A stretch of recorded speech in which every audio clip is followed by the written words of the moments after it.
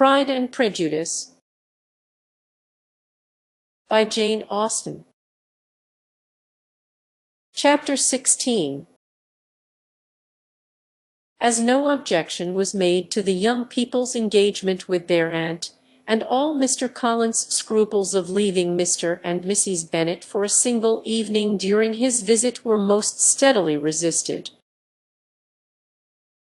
the coach conveyed him and his 5 cousins at a suitable hour to Meryton,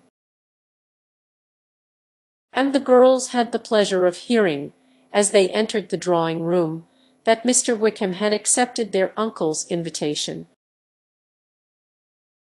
and was then in the house. When this information was given, and they had all taken their seats, Mr. Collins was at leisure to look around him and admire, and he was so much struck with the size and furniture of the apartment, that he declared he might almost have supposed himself in the small summer breakfast parlour at Rosings, a comparison that did not at first convey much gratification. But when Mrs. Phillips understood from him what Rosings was, and who was its proprietor, when she had listened to the description of only one of Lady Catherine's drawing-rooms,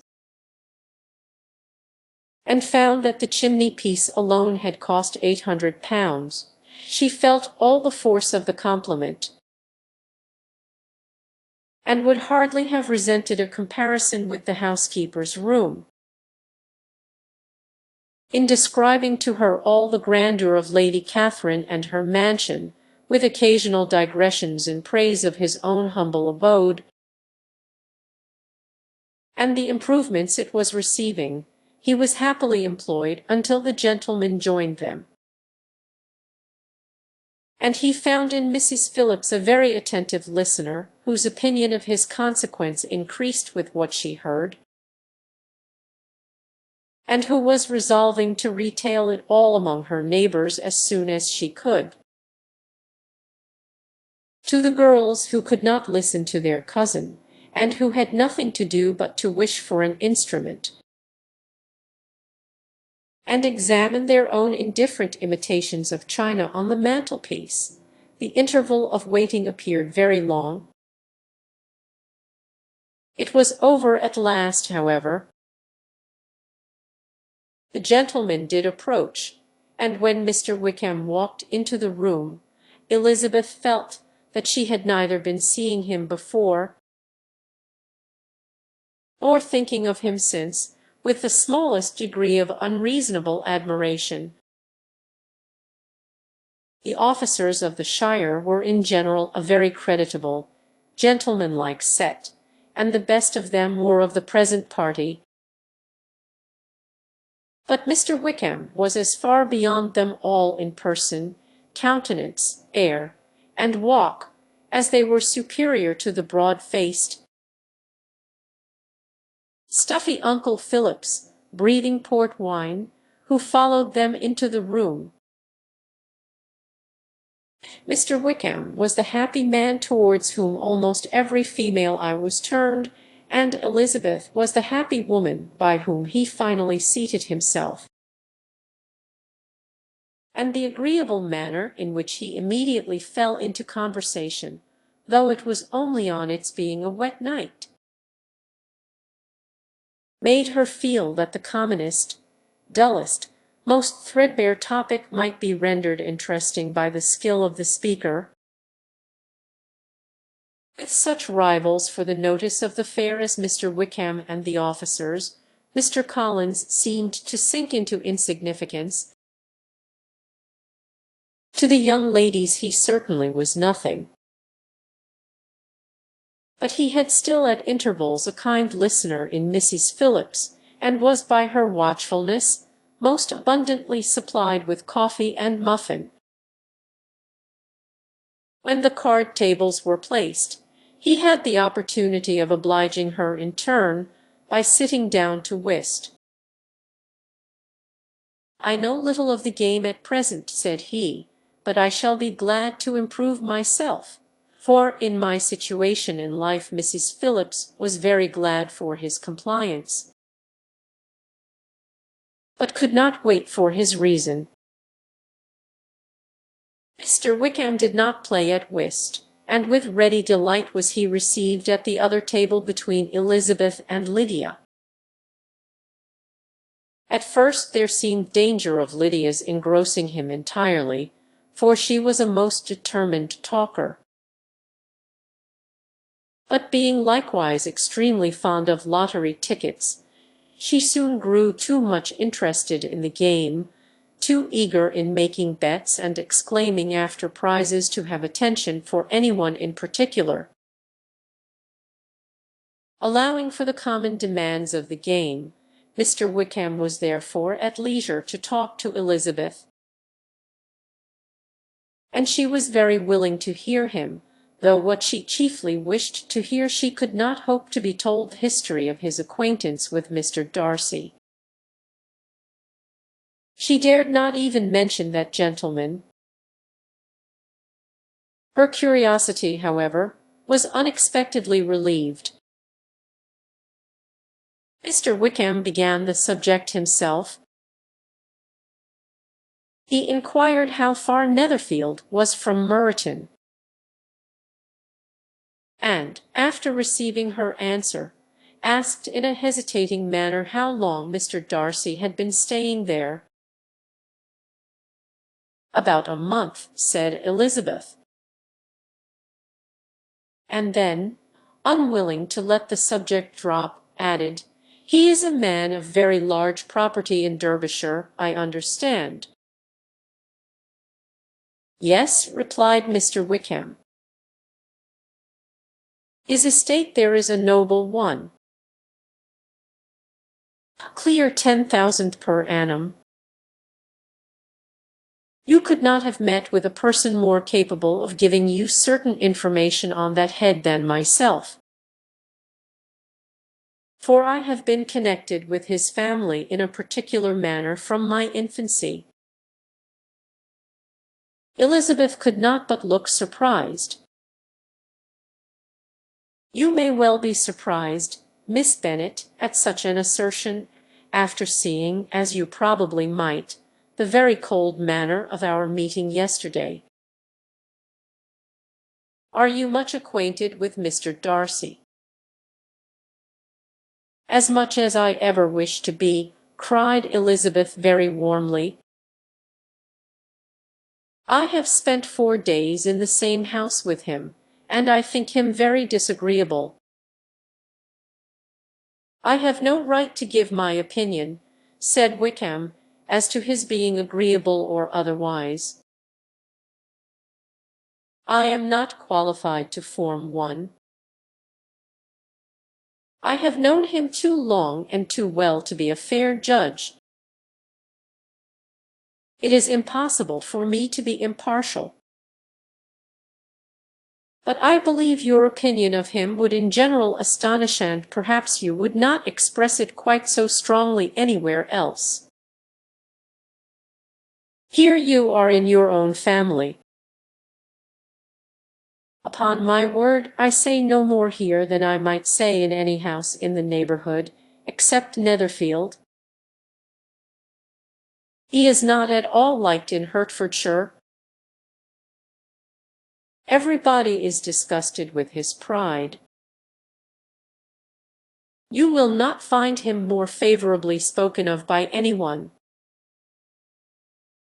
I cannot pretend to be sorry," said Wickham, after a short interruption, "that he or that any man should not be estimated beyond their deserts. But with him I believe it does not often happen. The world is blinded by his fortune and consequence, or frightened by his high and imposing manners, and sees him only as he chooses to be seen. I should take him, even on my slight acquaintance, to be an ill-tempered man." Wickham only shook his head.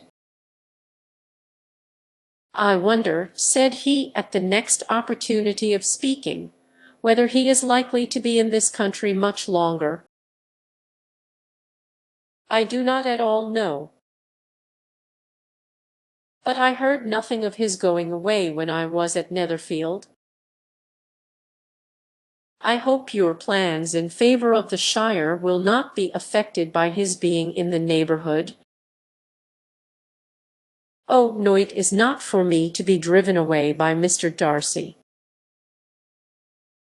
If he wishes to avoid seeing me, he must go. We are not on friendly terms, and it always gives me pain to meet him. But I have no reason for avoiding him, but what I might proclaim before all the world. A sense of very great ill-usage, and most painful regrets at his being what he is.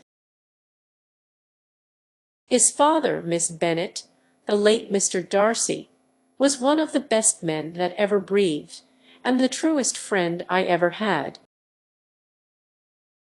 And I can never be in company with this Mr. Darcy without being grieved to the soul by 1,000 tender recollections. His behaviour to myself has been scandalous, but I verily believe I could forgive him anything and everything, rather than his disappointing the hopes and disgracing the memory of his father. Elizabeth found the interest of the subject increase, and listened with all her heart. But the delicacy of it prevented further inquiry. Mr. Wickham began to speak on more general topics, Meryton, the neighbourhood, the society, appearing highly pleased with all that he had yet seen, and speaking of the latter with gentle but very intelligible gallantry. It was the prospect of constant society, and good society, he added, which was my chief inducement to enter the shire. I knew it to be a most respectable, agreeable corps, and my friend Denny tempted me further by his account of their present quarters, and the very great attentions and excellent acquaintances Meryton had procured them. Society, I own, is necessary to me. I have been a disappointed man, and my spirits will not bear solitude.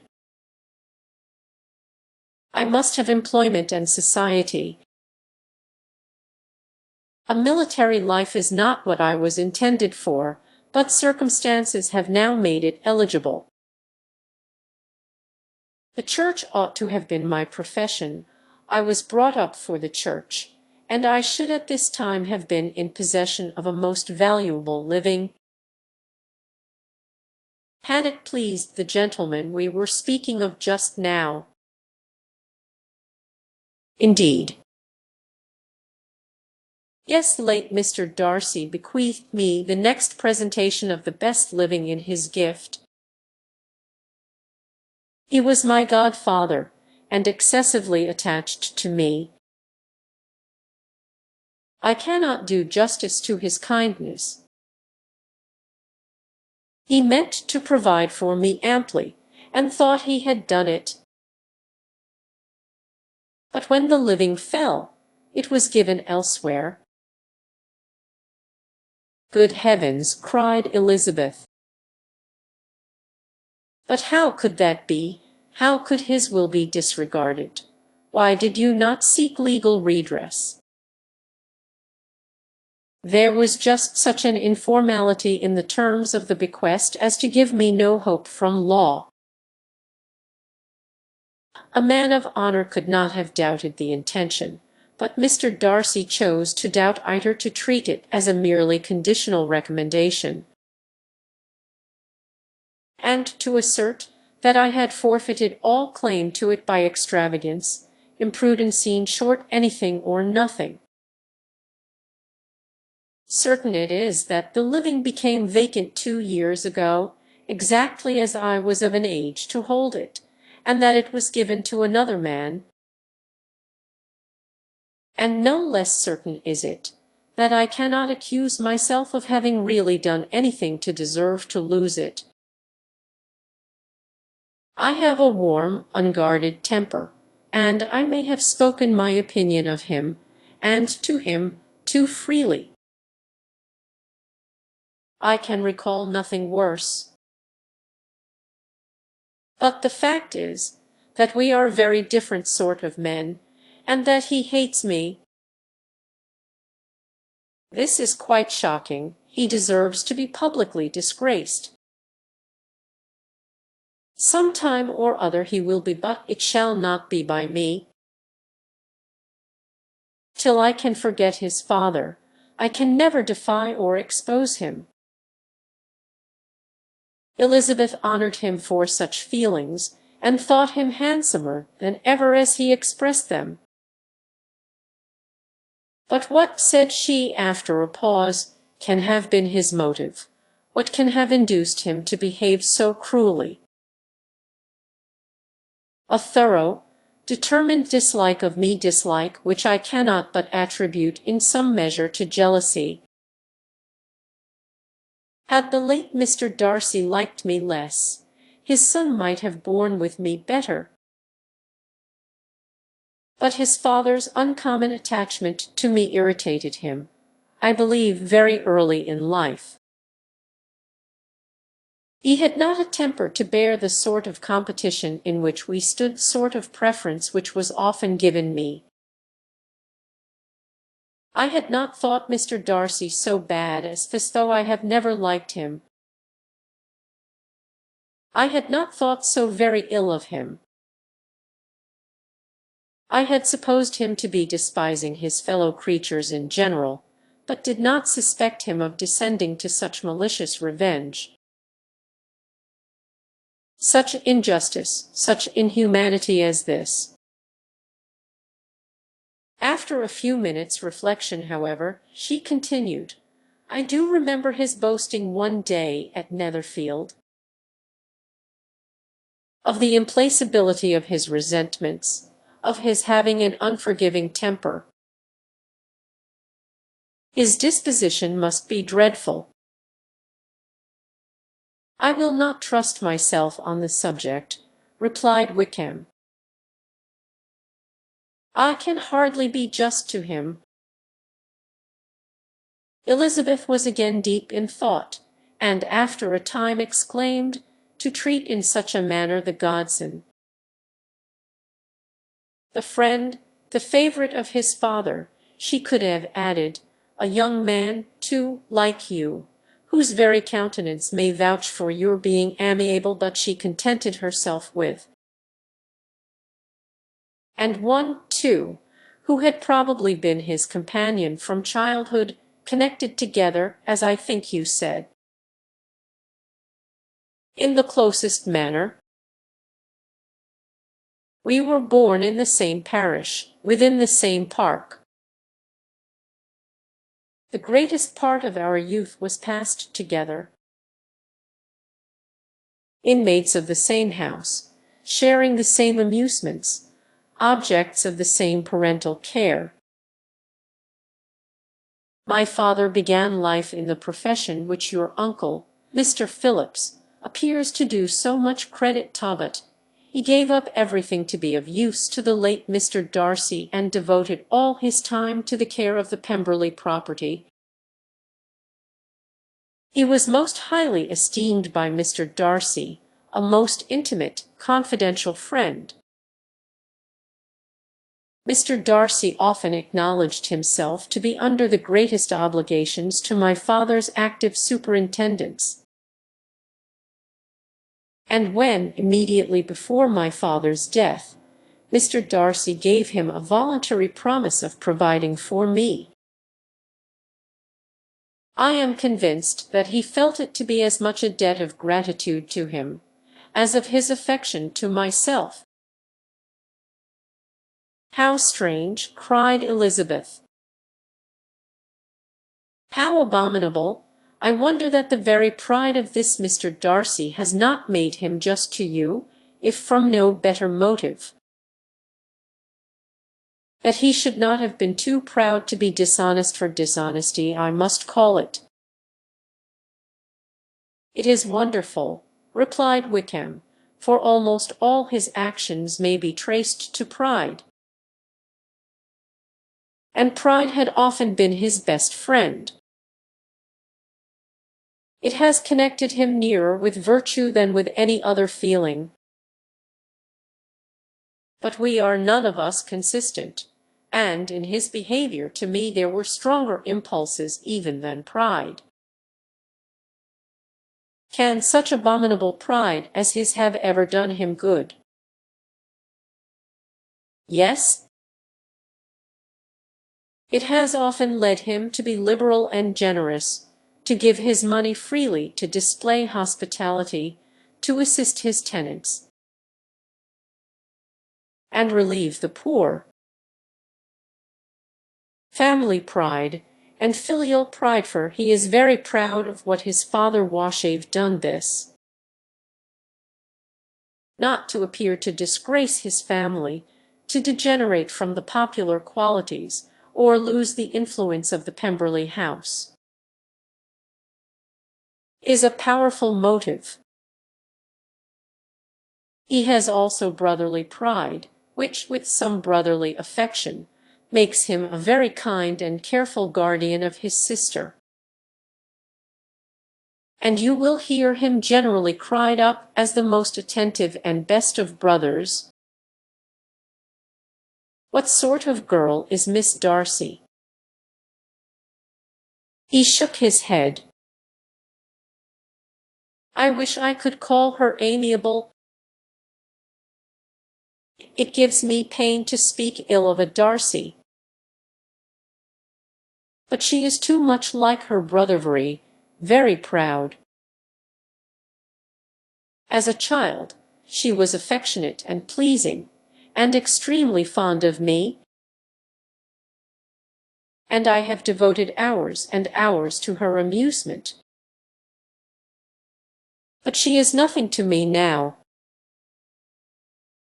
She is a handsome girl, about 15 or 16, and, I understand, highly accomplished. Since her father's death, her home has been London, where a lady lives with her, and superintends her education. After many pauses and many trials of other subjects, Elizabeth could not help reverting once more to the first, and saying, I am astonished at his intimacy with Mr. Bingley. How can Mr. Bingley, who seems good humour itself, and is, I really believe, truly amiable, be in friendship with such a man? How can they suit each other? Do you know Mr. Bingley? Not at all. He is a sweet-tempered, amiable, charming man. He cannot know what Mr. Darcy is. Probably not.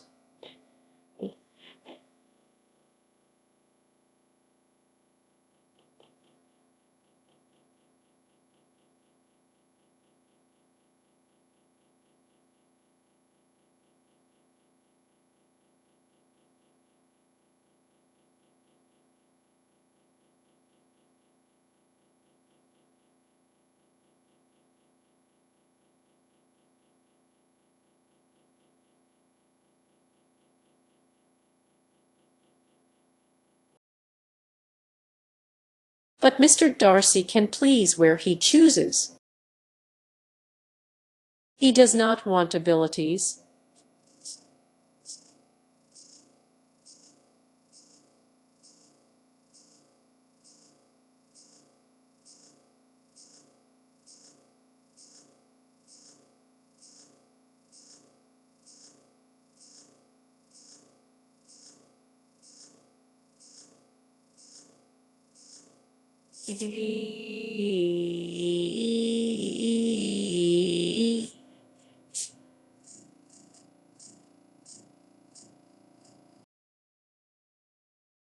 He can be a conversable companion if he thinks it worth his while.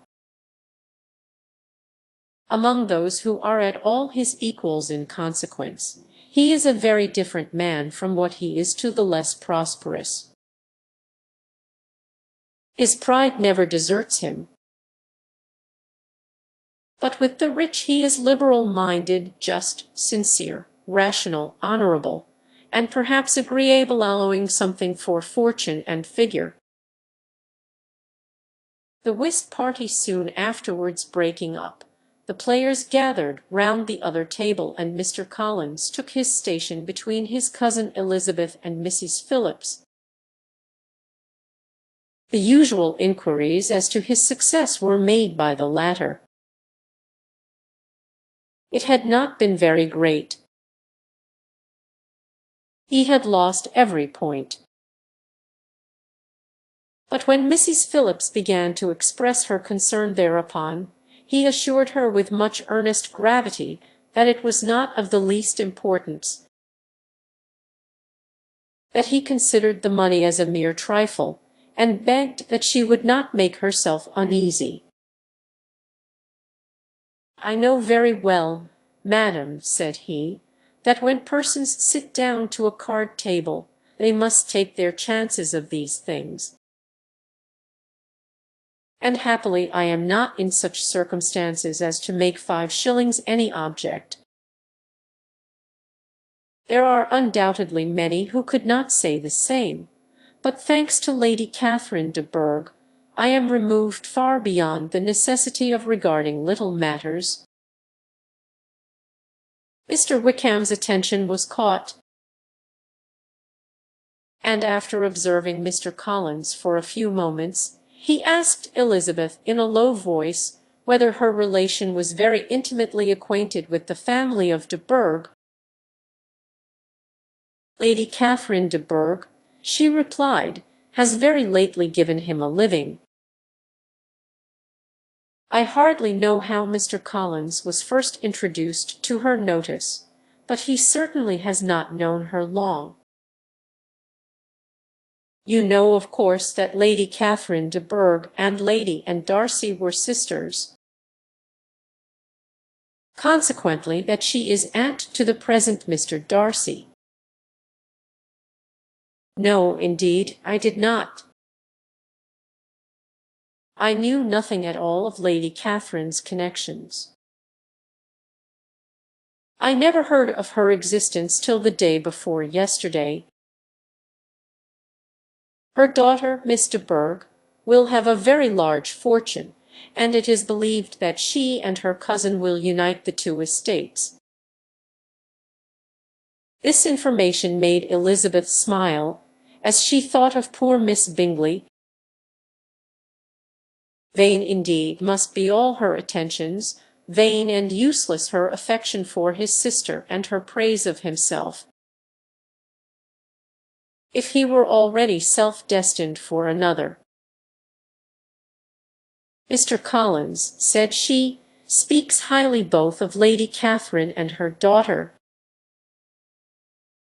but, from some particulars that he has related of her ladyship, I suspect his gratitude misleads him, and that in spite of her being his patroness. She is an arrogant, conceited woman. I believe her to be both in a great degree," replied Wickham.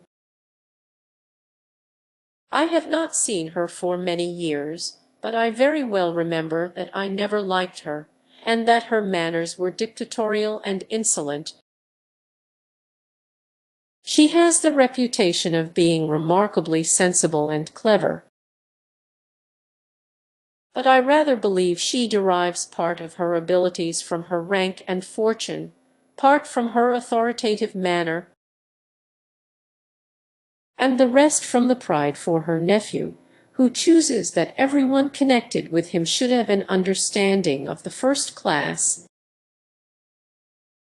Elizabeth allowed that he had given a very rational account of it, and they continued talking together with mutual satisfaction till supper put an end to cards, and gave the rest of the ladies their share of Mr. Wickham's attentions.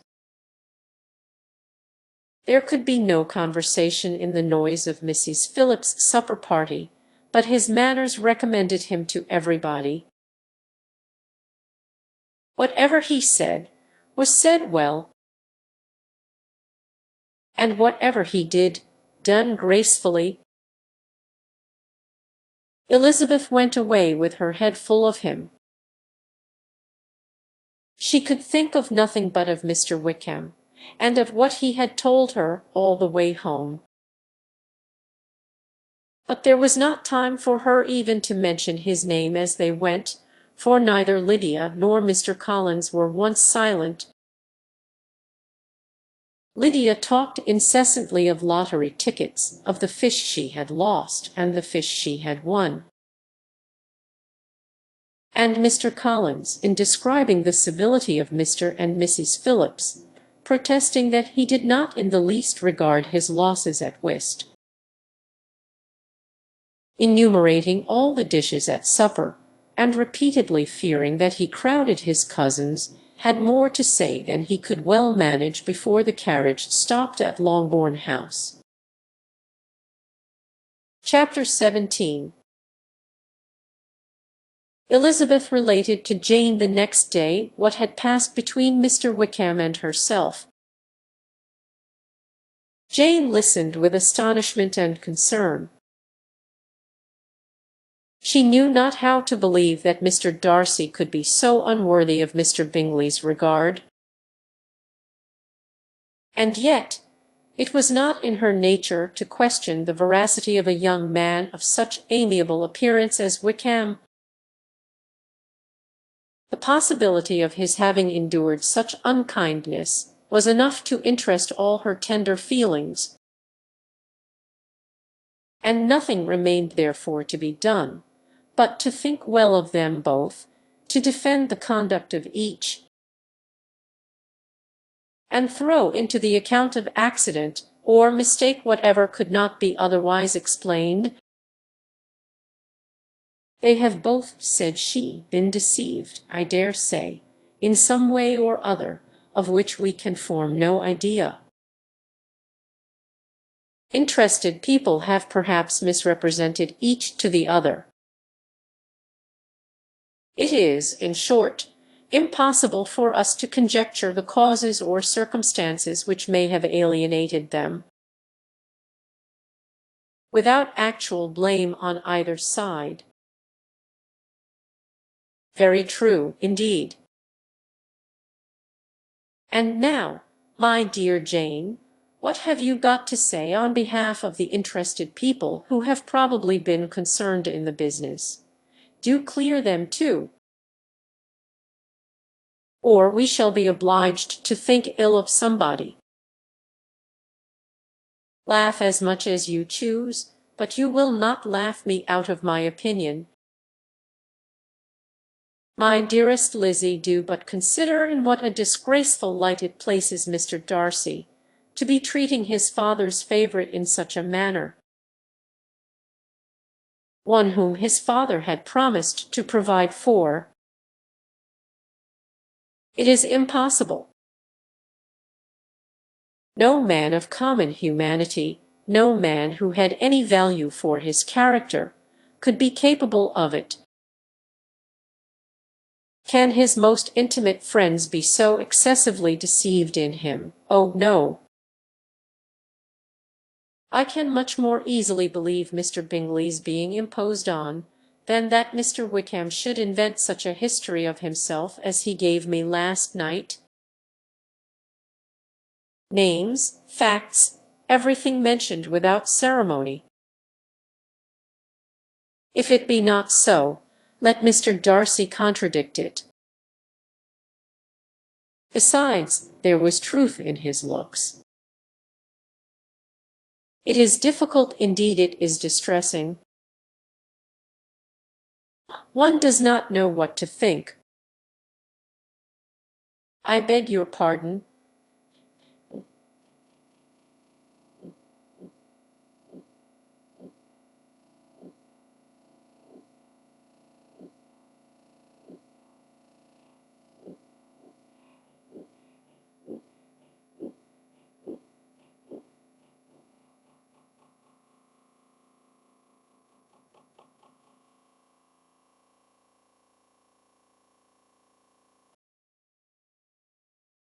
one knows exactly what to think. But Jane could think with certainty on only one point, that Mr. Bingley, if he had been imposed on, would have much to suffer when the affair became public. The two young ladies were summoned from the shrubbery, where this conversation passed, by the arrival of the very persons of whom they had been speaking. Mr. Bingley and his sisters came to give their personal invitation for the long-expected ball at Netherfield, which was fixed for the following Tuesday. The two ladies were delighted to see their dear friend again, called it an age since they had met, and repeatedly asked what she had been doing with herself since their separation. To the rest of the family they paid little attention, avoiding Mrs. Bennet as much as possible, saying not much to Elizabeth, and nothing at all to the others. They were soon gone again, rising from their seats with an activity which took their brother by surprise, and hurrying off as if eager to escape from Mrs. Bennet's civilities. The prospect of the Netherfield ball was extremely agreeable to every female of the family. Mrs. Bennet chose to consider it as given in compliment to her eldest daughter, and was particularly flattered by receiving the invitation from Mr. Bingley himself, instead of a ceremonious card. Jane pictured to herself a happy evening in the society of her two friends, and the attentions of their brother, and Elizabeth thought with pleasure of dancing a great deal with Mr. Wickham, and of seeing a confirmation of everything in Mr. Darcy's look and behaviour. The happiness anticipated by Catherine and Lydia depended less on any single event, or any particular person. For though they each, like Elizabeth, meant to dance half the evening with Mr. Wickham, he was by no means the only partner who could satisfy them. And a ball was, at any rate, a ball. And even Mary could assure her family that she had no disinclination for it. "While I can have my mornings to myself," said she, "it is enough. I think it is no sacrifice to join occasionally in evening engagements. Society has claims on us all, and I profess myself one of those who consider intervals of recreation and amusement as desirable for everybody." Elizabeth's spirits were so high on this occasion, that though she did not often speak unnecessarily to Mr. Collins, she could not help asking him whether he intended to accept Mr. Bingley's invitation, and if he did, whether he would think it proper to join in the evening's amusement. And she was rather surprised to find that he entertained no scruple whatever on that head, and was very far from dreading a rebuke either from the Archbishop or Lady Catherine de Bourgh by venturing to dance. "I am by no means of the opinion, I assure you," said he, "that a ball of this kind, given by a young man of character to respectable people, can have any evil tendency. And I am so far from objecting to dancing myself, that I shall hope to be honoured with the hands of all my fair cousins in the course of the evening. And I take this opportunity of soliciting yours, Miss Elizabeth, for the two first dances especially, a preference which I trust my cousin Jane will attribute to the right cause, and not to any disrespect for her." Elizabeth felt herself completely taken in. She had fully proposed being engaged by Mr. Wickham for those very dances, and to have Mr. Collins instead, her liveliness had never been worse timed. There was no help for it, however. Mr. Wickham's happiness and her own were perforce delayed a little longer, and Mr. Collins' proposal accepted with as good a grace as she could. She was not the better pleased with his gallantry from the idea it suggested of something more. It now first struck her that she was selected from among her sisters as worthy of being mistress of Hunsford Parsonage, and of assisting to form a quadrille table at Rosings, in the absence of more eligible visitors. The idea soon reached to conviction, as she observed his increasing civilities toward herself, and heard his frequent attempt at a compliment on her wit and vivacity. And though more astonished than gratified herself by this effect of her charms, it was not long before her mother gave her to understand that the probability of their marriage was extremely agreeable to her. Elizabeth, however, did not choose to take the hint, being well aware that a serious dispute must be the consequence of any reply. Mr. Collins might never make the offer, and till he did, it was useless to quarrel about him.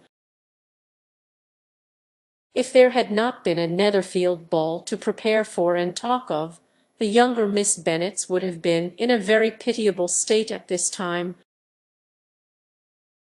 for from the day of the invitation to the day of the ball, there was such a succession of rain as prevented their walking to Meryton once. No aunt, no officers, no news could be sought after. Very shoe roses for Netherfield were got by proxy. Even Elizabeth might have found some trial of her patience in weather which totally suspended the improvement of her acquaintance with Mr. Wickham, and nothing less than a dance on Tuesday could have made such a Friday, Saturday, Sunday, and Monday endurable to Kitty and Lydia. Chapter 18. Till Elizabeth entered the drawing-room at Netherfield, and looked in vain for Mr. Wickham among the cluster of red-coats there assembled. A doubt of his being present had never occurred to her. The certainty of meeting him had not been checked by any of those recollections that might not unreasonably have alarmed her. She had dressed with more than usual care, and prepared in the highest spirits for the conquest of all that remained unsubdued of his heart, trusting that it was not more than might be won in the course of the evening. But in an instant arose the dreadful suspicion of his being purposely omitted for Mr. Darcy's pleasure in the Bingleys' invitation to the officers, and though this was not exactly the case, the absolute fact of his absence was pronounced by his friend Denny, to whom Lydia eagerly applied, and who told them that Wickham had been obliged to go to town on business the day before,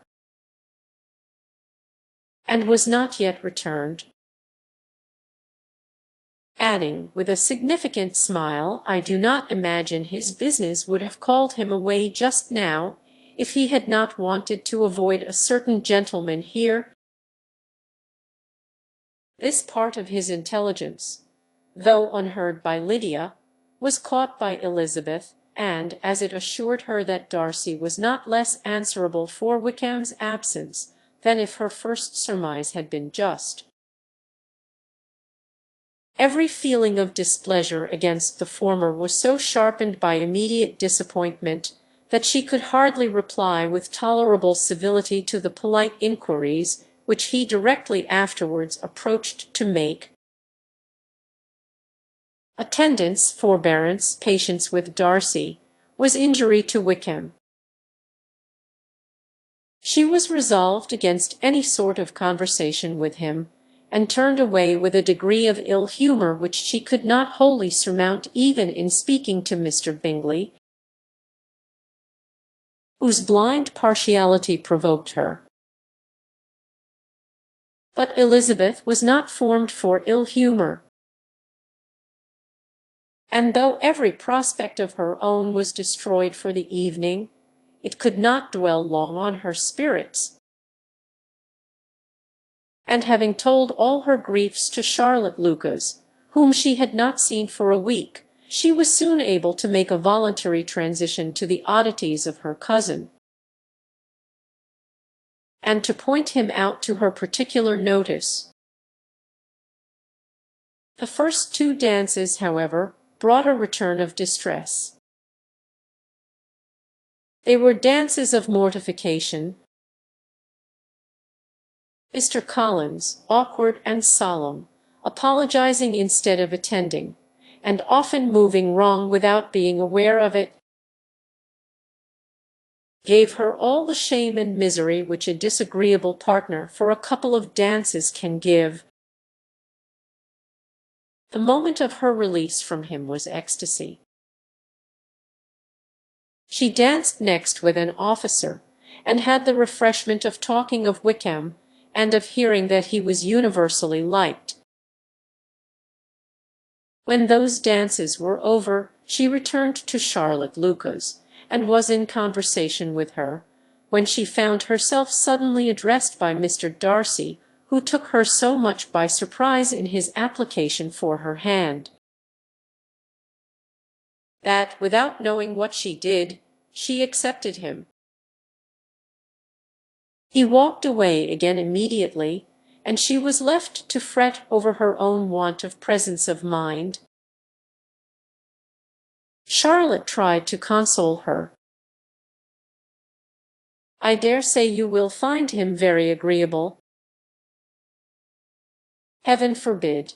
That would be the greatest misfortune of all, to find a man agreeable whom one is determined to hate. Do not wish me such an evil." And the dancing recommenced, however, and Darcy approached to claim her hand. Charlotte could not help cautioning her in a whisper not to be a simpleton, and allow her fancy for Wickham to make her appear unpleasant in the eyes of a man 10 times his consequence. Elizabeth made no answer, and took her place in the set, amazed at the dignity to which she was arrived in being allowed to stand opposite to Mr. Darcy, and reading in her neighbours' looks their equal amazement in beholding it. They stood for some time without speaking a word, and she began to imagine that their silence was to last through the 2 dances, and at first was resolved not to break it, till suddenly fancying that it would be the greater punishment to her partner to oblige him to talk, she made some slight observation on the dance. He replied, and was again silent. After a pause of some minutes, she addressed him a second time, with "It is your turn to say something now." "Mr. Darcy, I talked about the dance, and you ought to make some sort of remark on the size of the room, or the number of couples." He smiled, and assured her that whatever she wished him to say should be said. "Very well. That reply will do for the present. Perhaps by and by I may observe that private balls are much pleasanter than public ones. But now we may be silent. Do you talk by rule, then, while you are dancing?" "Sometimes. One must speak a little, you know." It would look odd to be entirely silent for half an hour together, and yet for the advantage of some, conversation ought to be so arranged as that they may have the trouble of saying as little as possible. Are you consulting your own feelings in the present case, or do you imagine that you are gratifying mine? Both, replied Elizabeth archly. For I have always seen a great similarity in the turn of our minds. We are each of an unsocial, taciturn disposition, unwilling to speak, unless we expect to say something that will amaze the whole room, and be handed down to posterity with all the clat of a proverb.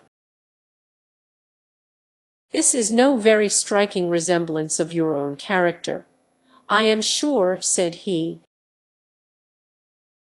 How near it may be to mine, I cannot pretend to say. You think it a faithful portrait undoubtedly.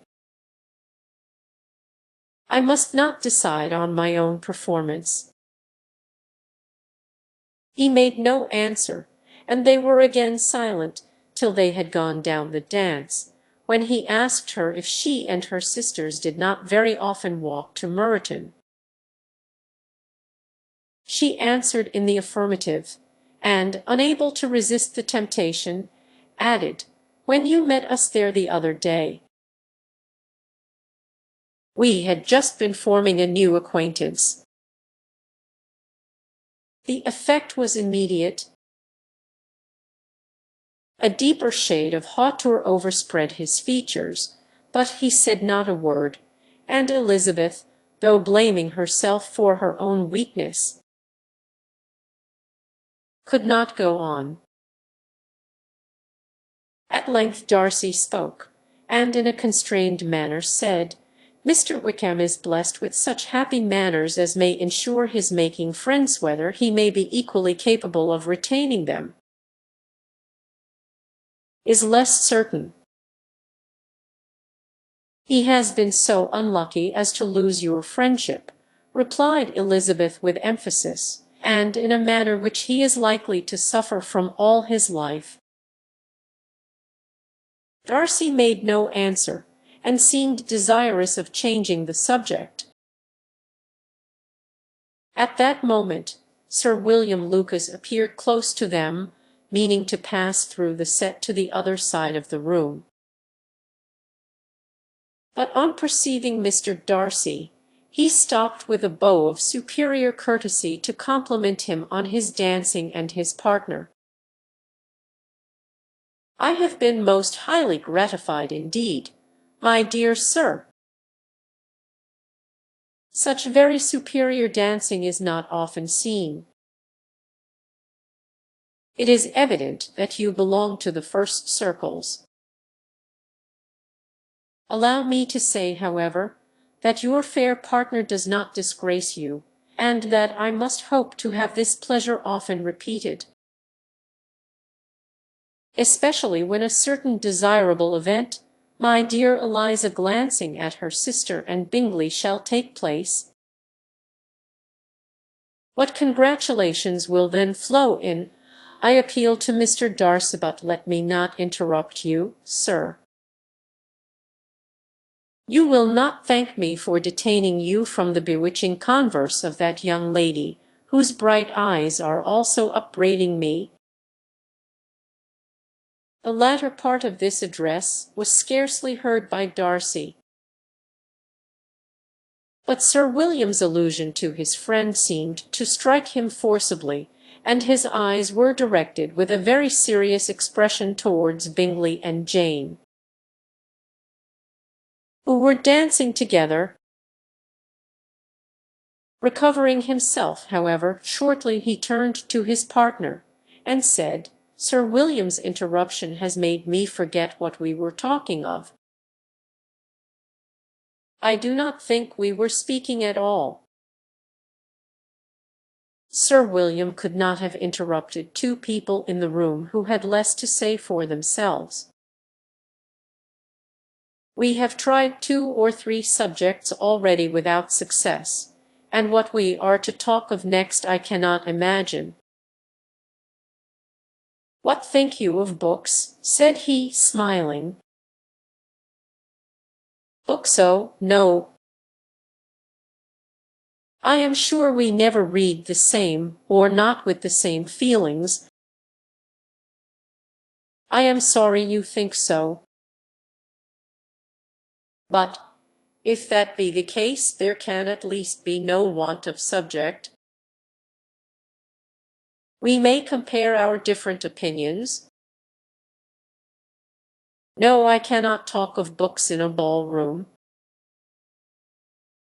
My head is always full of something else. The present always occupies you in such scene as does it, said he, with a look of doubt. Yes, always, she replied, without knowing what she said, for her thoughts had wandered far from the subject. As soon afterwards appeared by her suddenly exclaiming, I remember hearing you once say, Mr. Darcy, that you hardly ever forgave, that your resentment once created was unappeasable. You are very cautious, I suppose, as to its being created. I am, said he, with a firm voice. And never allow yourself to be blinded by prejudice. I hope not.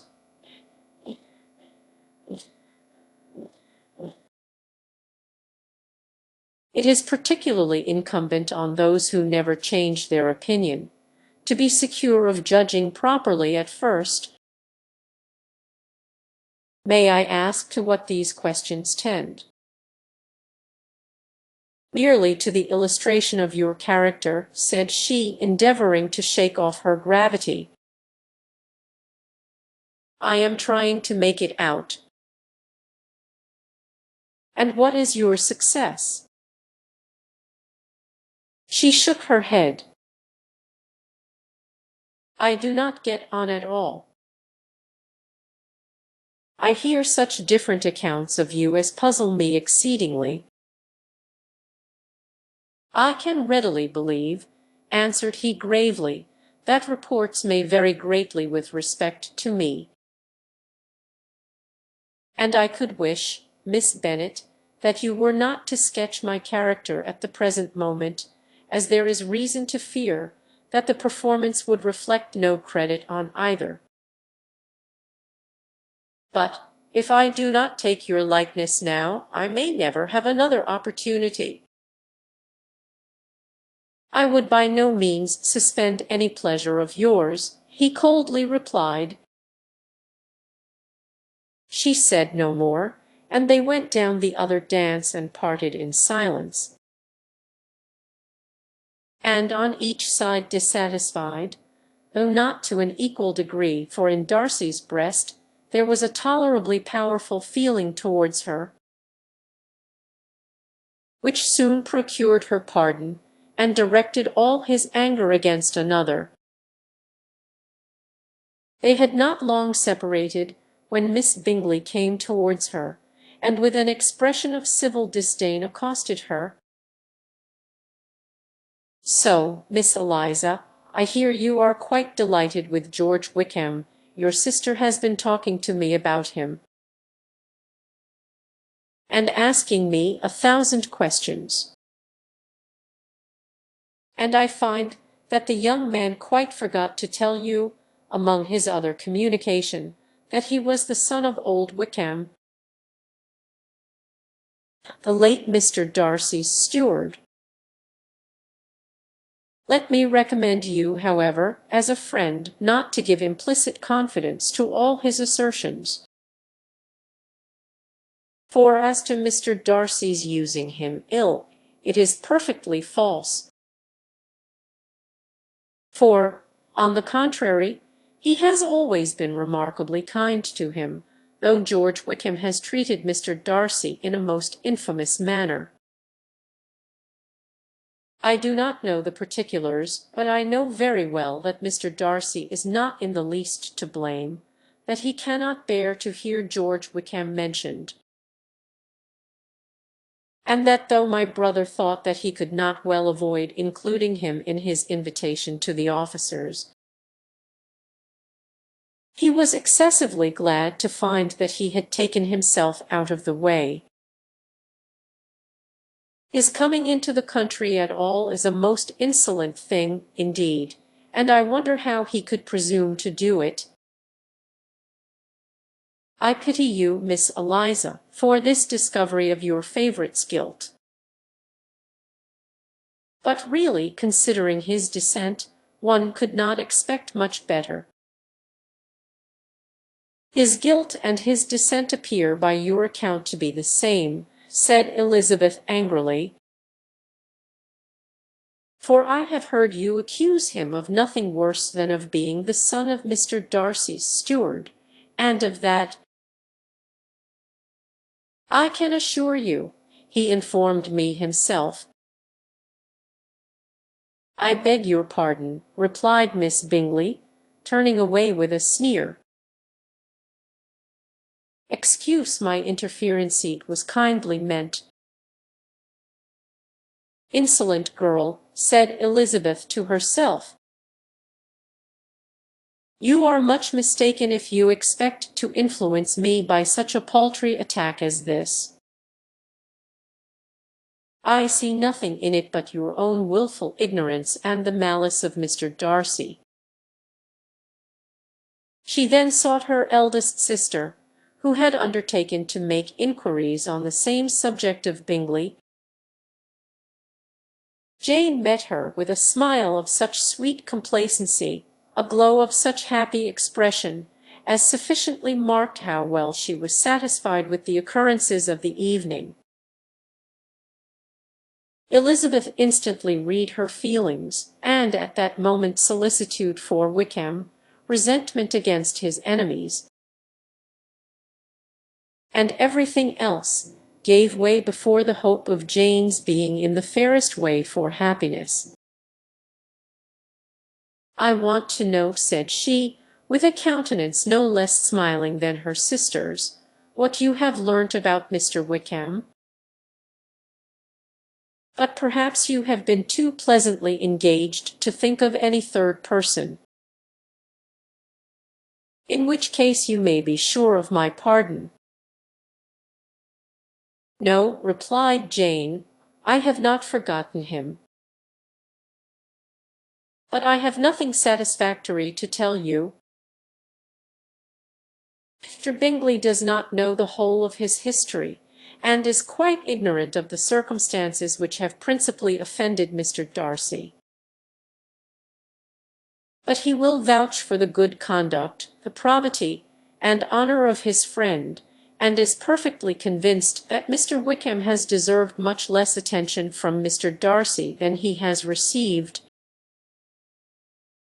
and I am sorry to say by his account as well as his sister's, Mr. Wickham is by no means a respectable young man. I am afraid he has been very imprudent, and has deserved to lose Mr. Darcy's regard. Mr. Bingley does not know Mr. Wickham himself. No. He never saw him till the other morning at Meryton. This account, then, is what he has received from Mr. Darcy. I am satisfied. But what does he say of the living? He does not exactly recollect the circumstances, though he has heard them from Mr. Darcy more than once. But he believes that it was left to him conditionally only. I have not a doubt of Mr. Bingley's sincerity, said Elizabeth warmly, but you must excuse my not being convinced by assurances only. Mr. Bingley's defence of his friend was a very able one, I dare say. But, since he is unacquainted with several parts of the story, and has learnt the rest from that friend himself, I shall venture to still think of both gentlemen as I did before." She then changed the discourse to one more gratifying to each, and on which there could be no difference of sentiment.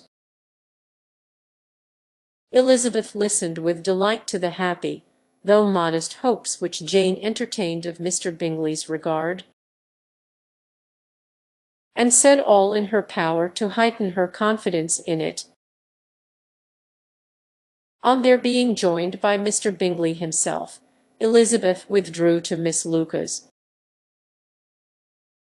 to whose inquiry after the pleasantness of her last partner she had scarcely replied, before Mr. Collins came up to them, and told her with great exultation that he had just been so fortunate as to make a most important discovery. "I have found out," said he, "by a singular accident, that there is now in the room a near relation of my patroness. I happened to overhear the gentleman himself mentioning to the young lady who does the honours of the house the names of his cousin Miss de Bourgh, and of her mother Lady Catherine. How wonderfully these sort of things occur! Who would have thought of my meeting with, perhaps, a nephew of Lady Catherine de Bourgh in this assembly? I am most thankful that the discovery is made in time for me to pay my respects to him, which I am now going to do, and trust he will excuse my not having done it before. My total ignorance of the connection must plead my apology. You are not going to introduce yourself to Mr. Darcy?" "Indeed I am. I shall entreat his pardon for not having done it earlier. I believe him to be Lady Catherine's nephew. It will be in my power to assure him that her ladyship was quite well yesterday se'night." Elizabeth tried hard to dissuade him from such a scheme, assuring him that Mr. Darcy would consider his addressing him without introduction as an impertinent freedom, rather than a compliment to his aunt; that it was not in the least necessary there should be any notice on either side, and that if it were, it must belong to Mr. Darcy, the superior in consequence, to begin the acquaintance. Mr. Collins listened to her with the determined air of following his own inclination, and, when she ceased speaking, replied thus: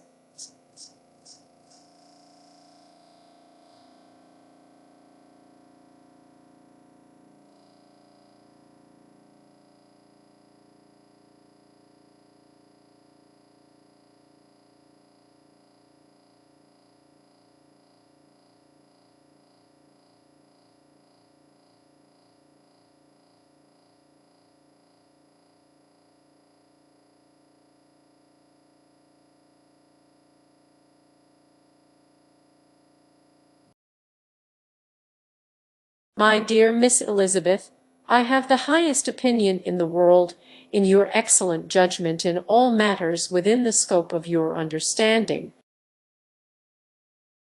But permit me to say that there must be a wide difference between the established forms of ceremony amongst the laity, and those which regulate the clergy. For, give me leave to observe that I consider the clerical office as equal in point of dignity with the highest rank in the kingdom, provided that a proper humility of behaviour is at the same time maintained.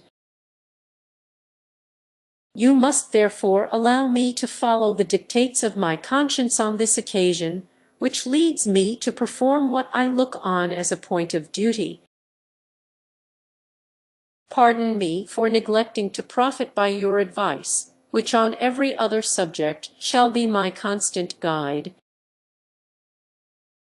though in the case before us I consider myself more fitted by education and habitual study to decide on what is right than a young lady like yourself." And with a low bow he left her to attack Mr. Darcy, whose reception of his advances she eagerly watched, and whose astonishment at being so addressed was very evident. Her cousin prefaced his speech with a solemn bow, and though she could not hear a word of it, she felt as if hearing it all, and saw in the motion of his lips the words apology, Hunsford, and Lady Catherine de Bourgh. It vexed her to see him expose himself to such a man. Mr. Darcy was eyeing him with unrestrained wonder, and when at last Mr. Collins allowed him time to speak, replied with an air of distant civility. Mr. Collins, however, was not discouraged from speaking again, and Mr. Darcy's contempt seemed abundantly increasing with the length of his second speech, and at the end of it he only made him a slight bow, and moved another way. Mr. Collins then returned to Elizabeth. "I have no reason, I assure you," said he, "to be dissatisfied with my reception." Mr. Darcy seemed much pleased with the attention. He answered me with the utmost civility, and even paid me the compliment of saying that he was so well convinced of Lady Catherine's discernment as to be certain she could never bestow a favour unworthily. It was really a very handsome thought. Upon the whole, I am much pleased with him.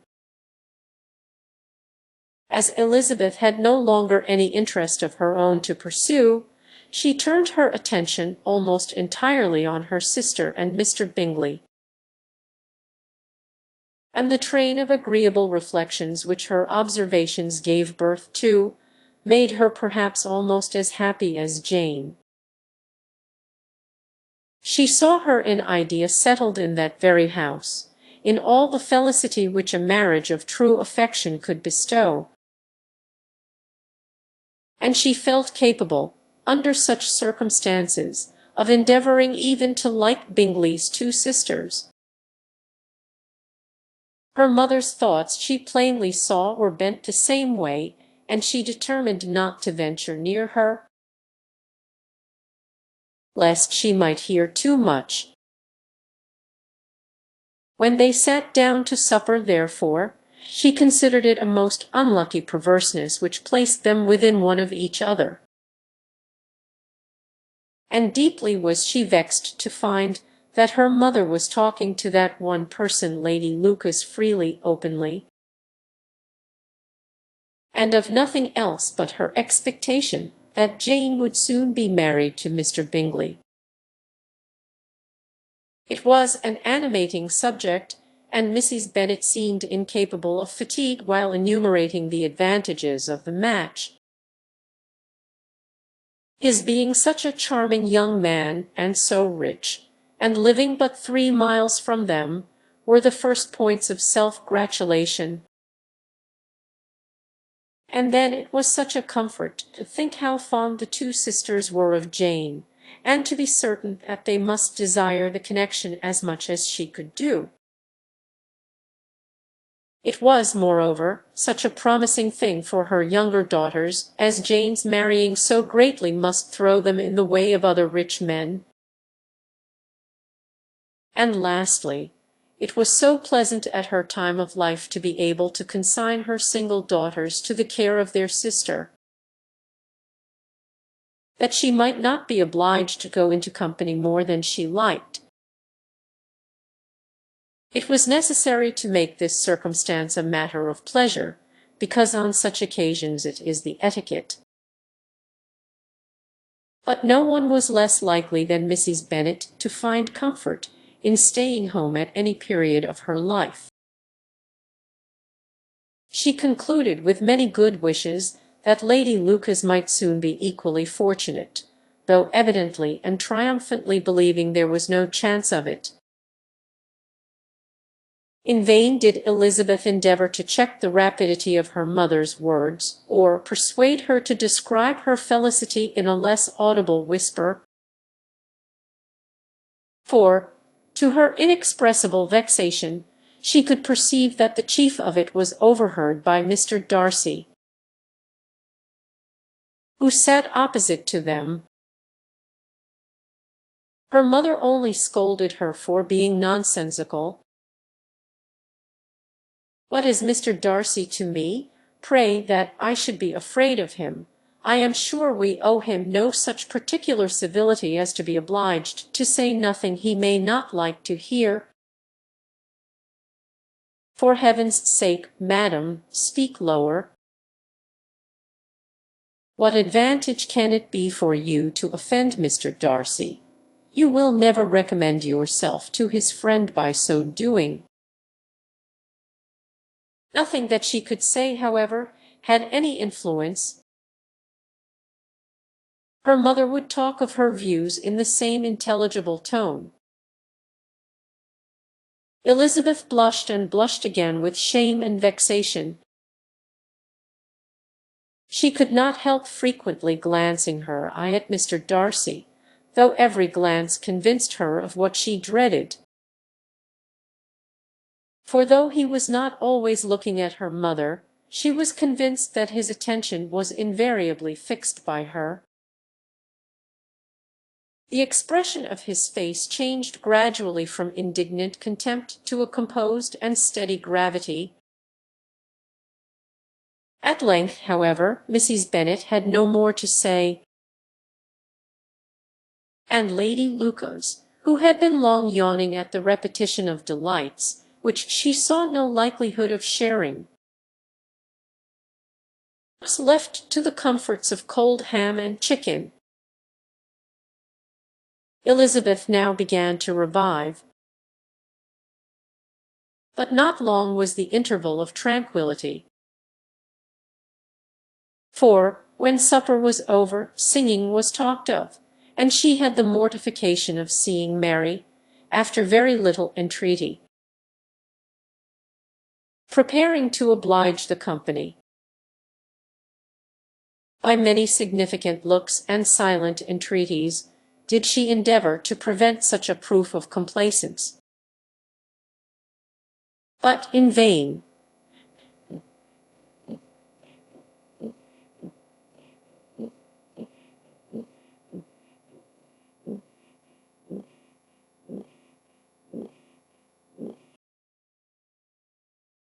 Mary would not understand them.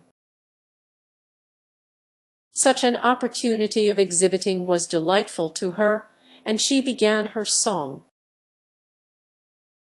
Elizabeth's eyes were fixed on her with most painful sensations, and she watched her progress through the several stanzas with an impatience which was very ill rewarded at their close. For Mary, on receiving, amongst the thanks of the table, the hint of a hope that she might be prevailed on to favour them again, after the pause of half a minute began another. Mary's powers were by no means fitted for such a display. Her voice was weak, and her manner affected. Elizabeth was in agonies. She looked at Jane, to see how she bore it, but Jane was very composedly talking to Bingley. She looked at his two sisters, and saw them making signs of derision at each other, and at Darcy, who continued, however, imperturbably grave. She looked at her father to entreat his interference, lest Mary should be singing all night. He took the hint, and when Mary had finished her second song, said aloud, "That will do extremely well, child.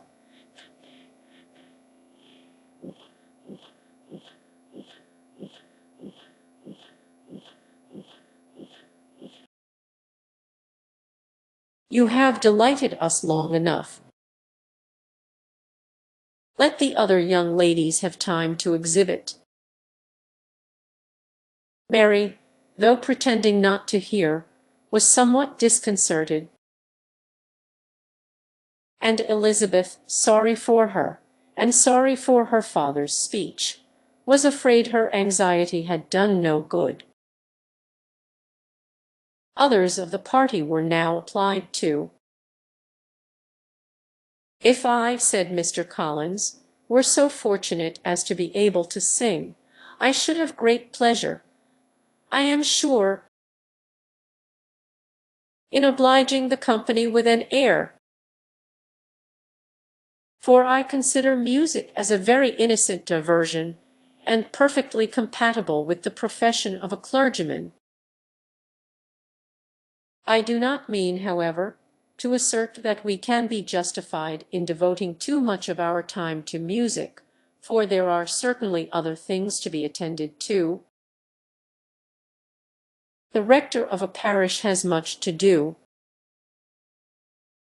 In the first place, he must make such an agreement for tithes as may be beneficial to himself and not offensive to his patron. He must write his own sermons, and the time that remains will not be too much for his parish duties and the care and improvement of his dwelling, which he cannot be excused from making as comfortable as possible. And I do not think it of light importance that he should have attentive and conciliatory manners towards everybody, especially towards those to whom he owes his preferment. I cannot acquit him of that duty. Nor could I think well of the man who should omit an occasion of testifying his respect towards anybody connected with the family. And with a bow to Mr. Darcy, he concluded his speech, which had been spoken so loud as to be heard by half the room. Many stared, many smiled, but no one looked more amused than Mr. Bennet himself, while his wife seriously commended Mr. Collins for having spoken so sensibly, and observed in a half-whisper to Lady Lucas that he was a remarkably clever, good kind of young man. To Elizabeth it appeared that, had her family made an agreement to expose themselves as much as they could during the evening, it would have been impossible for them to play their parts with more spirit or finer success. And happy did she think it for Bingley and her sister that some of the exhibition had escaped his notice, and that his feelings were not of a sort to be much distressed by the folly which he must have witnessed. That his two sisters and Mr. Darcy, however, was bad enough, and she could not determine whether the silent contempt of the gentlemen or the insolent smiles of the ladies were more intolerable. The rest of the evening brought her little amusement. She was teased by Mr. Collins, who continued most perseveringly by her side, and though he could not prevail on her to dance with him again, put it out of her power to dance with others. In vain did she entreat him to stand up with somebody else, and offer to introduce him to any young lady in the room. He assured her that as to dancing, he was perfectly indifferent to it, that his chief object was by delicate attentions to recommend himself to her, and that he should therefore make a point of remaining close to her the whole evening. There was no arguing upon such a project. She owed her greatest relief to her friend Miss Lucas, who often joined them, and good-naturedly engaged Mr. Collins' conversation to herself.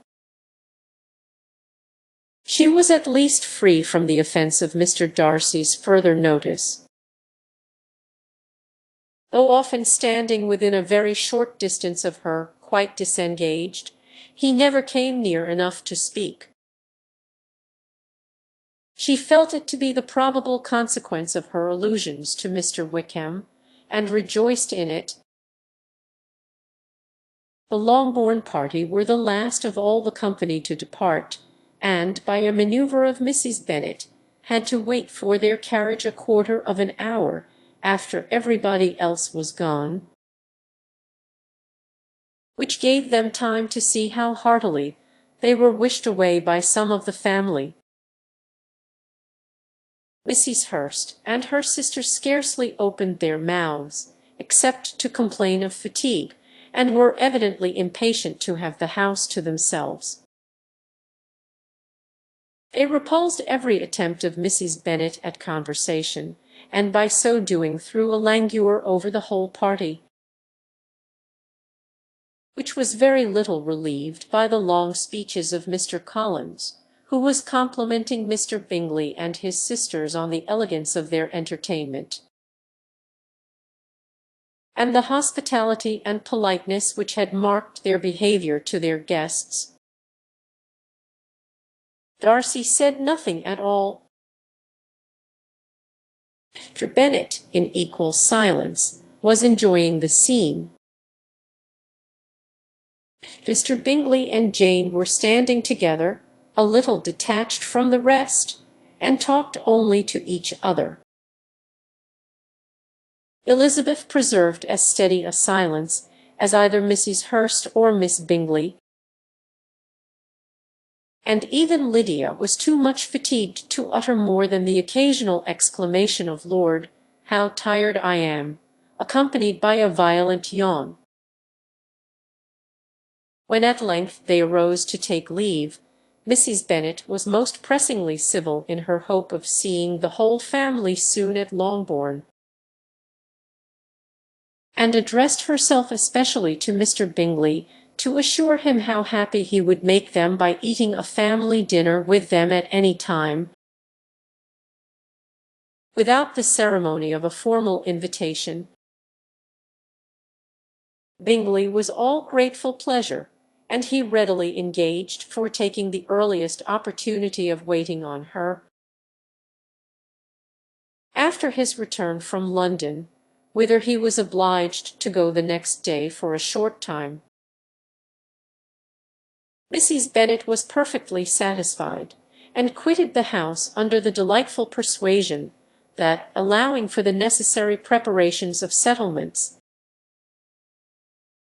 new carriages, and wedding clothes, she should undoubtedly see her daughter settled at Netherfield in the course of 3 or 4 months. Of having another daughter married to Mr. Collins, she thought with equal certainty, and with considerable, though not equal, pleasure. Elizabeth was the least dear to her of all her children, and though the man and the match were quite good enough for her, the worth of each was eclipsed by Mr. Bingley and Netherfield. Chapter 19. The next day opened a new scene at Longbourn. Mr. Collins made his declaration in form, having resolved to do it without loss of time, as his leave of absence extended only to the following Saturday, and having no feelings of diffidence to make it distressing to himself even at the moment, he set about it in a very orderly manner, with all the observances which he supposed a regular part of the business. On finding Mrs. Bennet, Elizabeth, and one of the younger girls together, soon after breakfast, he addressed the mother in these words: "May I hope, madam, for your interest with your fair daughter Elizabeth, when I solicit for the honour of a private audience with her in the course of this morning, Before Elizabeth had time for anything but a blush of surprise, Mrs. Bennet answered instantly, "Oh dear, yes, certainly. I am sure Lizzie will be very happy. I am sure she can have no objection. Come, Kitty, I want you upstairs." And, gathering her work together, she was hastening away, when Elizabeth called out, "Dear madam, do not go. I beg you will not go. Mr. Collins must excuse me. He can have nothing to say to me that anybody need not hear. I am going away myself." "No, no, nonsense, Lizzie. I desire you to stay where you are." And upon Elizabeth's seeming really, with vexed and embarrassed looks, about to escape, she added, "Lizzie, I insist upon your staying and hearing Mr. Collins." Elizabeth would not oppose such an injunction, and a moment's consideration making her also sensible that it would be wisest to get it over as soon and as quietly as possible, she sat down again and tried to conceal, by incessant employment, the feelings which were divided between distress and diversion. Mrs. Bennet and Kitty walked off, and as soon as they were gone, Mr. Collins began, "Believe me, my dear Miss Elizabeth, that your modesty, so far from doing you any disservice, rather adds to your other perfections. You would have been less amiable in my eyes had there not been this little unwillingness. But allow me to assure you that I have your respected mother's permission for this address. You can hardly doubt the purport of my discourse, however your natural delicacy may lead you to dissemble. My attentions have been too marked to be mistaken. Almost as soon as I entered the house, I singled you out as the companion of my future life. But before I am run away with by my feelings on this subject, perhaps it would be advisable for me to state my reasons for marrying and, moreover, for coming into Hertfordshire with the design of selecting a wife, as I certainly did.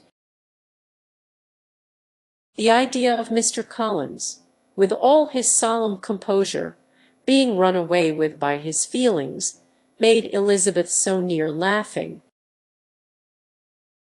that she could not use the short pause he allowed in any attempt to stop him further, and he continued, "My reasons for marrying are, first, that I think it a right thing for every clergyman in easy circumstances like myself to set the example of matrimony in his parish. Secondly, that I am convinced that it will add very greatly to my happiness. And thirdly, which perhaps I ought to have mentioned earlier, that it is the particular advice and recommendation of the very noble lady whom I have the honour of calling patroness. Twice has she condescended to give me her opinion unasked too on this subject. And it was but the very Saturday night before I left Hunsford between our pools at quadrille, while Mrs. Jenkinson was arranging Miss de Bourgh's footstool, that she said, "Mr. Collins, you must marry. A clergyman like you must marry. Choose properly, choose a gentlewoman for my sake. And for your own, let her be an active, useful sort of person, not brought up high, but able to make a small income go a good way. This is my advice. Find such a woman as soon as you can. Bring her to Hunsford, and I will visit her. Allow me, by the way, to observe, my fair cousin, that I do not reckon the notice and kindness of Lady Catherine de Bourgh as among the least of the advantages in my power to offer. You will find her manners beyond anything I can describe. And your wit and vivacity, I think, must be acceptable to her, especially when tempered with the silence and respect which her rank will inevitably excite. Thus much for my general intention in favor of matrimony. It remains to be told why my views were directed towards Longbourn instead of my own neighbourhood, where I can assure you there are many amiable young women. But the fact is that being, as I am, to inherit this estate after the death of your honoured father, who, however, may live many years longer, I could not satisfy myself without resolving to choose a wife from among his daughters, that the loss to them might be as little as possible when the melancholy event takes place which, however, as I have already said, may not be for several years. This has been my motive, my fair cousin, and I flatter myself it will not sink me in your esteem. And now nothing remains for me but to assure you in the most animated language of the violence of my affection. To fortune I am perfectly indifferent, and shall make no demand of that nature on your father, since I am well aware that it could not be complied with,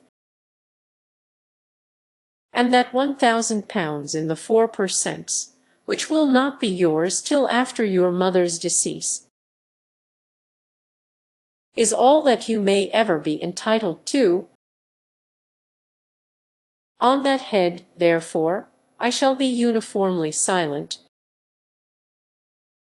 and you may assure yourself that no ungenerous reproach shall ever pass my lips when we are married. It was absolutely necessary to interrupt him now. You are too hasty, sir, she cried. You forget that I have made no answer. Let me do it without further loss of time. Accept my thanks for the compliment you are paying me. I am very sensible of the honor of your proposals, but it is impossible for me to do otherwise than to decline them. I am not now to learn, replied Mr. Collins, with a formal wave of the hand, that it is usual with young ladies to reject the addresses of the man whom they secretly mean to accept, when he first applies for their favour, and that sometimes the refusal is repeated a second or even a third time. I am therefore by no means discouraged by what you have just said, and shall hope to lead you to the altar ere long. Upon my word, sir, cried Elizabeth, your hope is a rather extraordinary one after my declaration. I do assure you that I am not one of those young ladies, if such young ladies there are, who are so daring as to risk their happiness on the chance of being asked a second time. I am perfectly serious in my refusal. You could not make me happy, and I am convinced that I am the last woman in the world who could make you so. Nay, were your friend Lady Catherine to know me, I am persuaded she would find me in every respect ill qualified for the situation. Were it certain that Lady Catherine would think so, said Mr. Collins very gravely, but I cannot imagine that her ladyship would at all disapprove of you. And you may be certain when I have the honour of seeing her again, I shall speak in the very highest terms of your modesty, economy, and other amiable qualification. Indeed, Mr. Collins, all praise of me will be unnecessary. You must give me leave to judge for myself, and pay me the compliment of believing what I say. I wish you very happy and very rich, and by refusing your hand, do all in my power to prevent your being otherwise. In making me the offer, you must have satisfied the delicacy of your feelings with regard to my family, and may take possession of Longbourn estate whenever it falls, without any self-reproach. This matter may be considered, therefore, as finally settled. And rising as she thus spoke, she would have quitted the room, had Mr. Collins not thus addressed her. When I do myself the honour of speaking to you next on the subject, I shall hope to receive a more favourable answer than you have now given me. Though I am far from accusing you of cruelty at present, because I know it to be the established custom of your sex to reject a man on the first application. And perhaps you have even now said as much to encourage my suit as would be consistent with the true delicacy of the female character. Really, Mr. Collins, cried Elizabeth with some warmth, you puzzle me exceedingly. If what I have hitherto said can appear to you in the form of encouragement, I know not how to express my refusal in such a way as to convince you of its being one. You must give me leave to flatter myself, my dear cousin, that your refusal of my addresses is merely words of course. My reasons for believing it are briefly these: it does not appear to me that my hand is unworthy of your acceptance, or that the establishment I can offer would be any other than highly desirable. My situation in life, my connections with the family of de Burgh, and my relationship to your own, are circumstances highly in my favour. And you should take it into further consideration that, in spite of your manifold attractions, it is by no means certain that another offer of marriage may ever be made you. Your portion is unhappily so small that it will in all likelihood undo the effects of your loveliness and amiable qualifications. As I must therefore conclude that you are not serious in your rejection of me, I shall choose to attribute it to your wish of increasing my love by suspense. According to the usual practice of elegant females, I do assure you, sir, that I have no pretensions whatever to that kind of elegance which consists in tormenting a respectable man. I would rather be paid the compliment of being believed sincere. I thank you again and again for the honour you have done me in your proposals, but to accept them is absolutely impossible.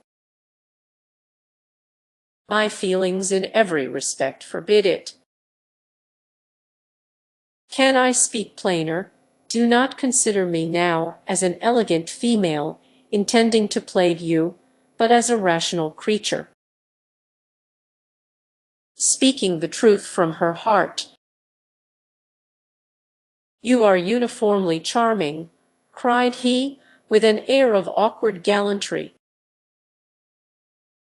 and I am persuaded that when sanctioned by the express authority of both your excellent parents, my proposals will not fail of being acceptable. To such perseverance in wilful self-deception Elizabeth would make no reply, and immediately and in silence withdrew,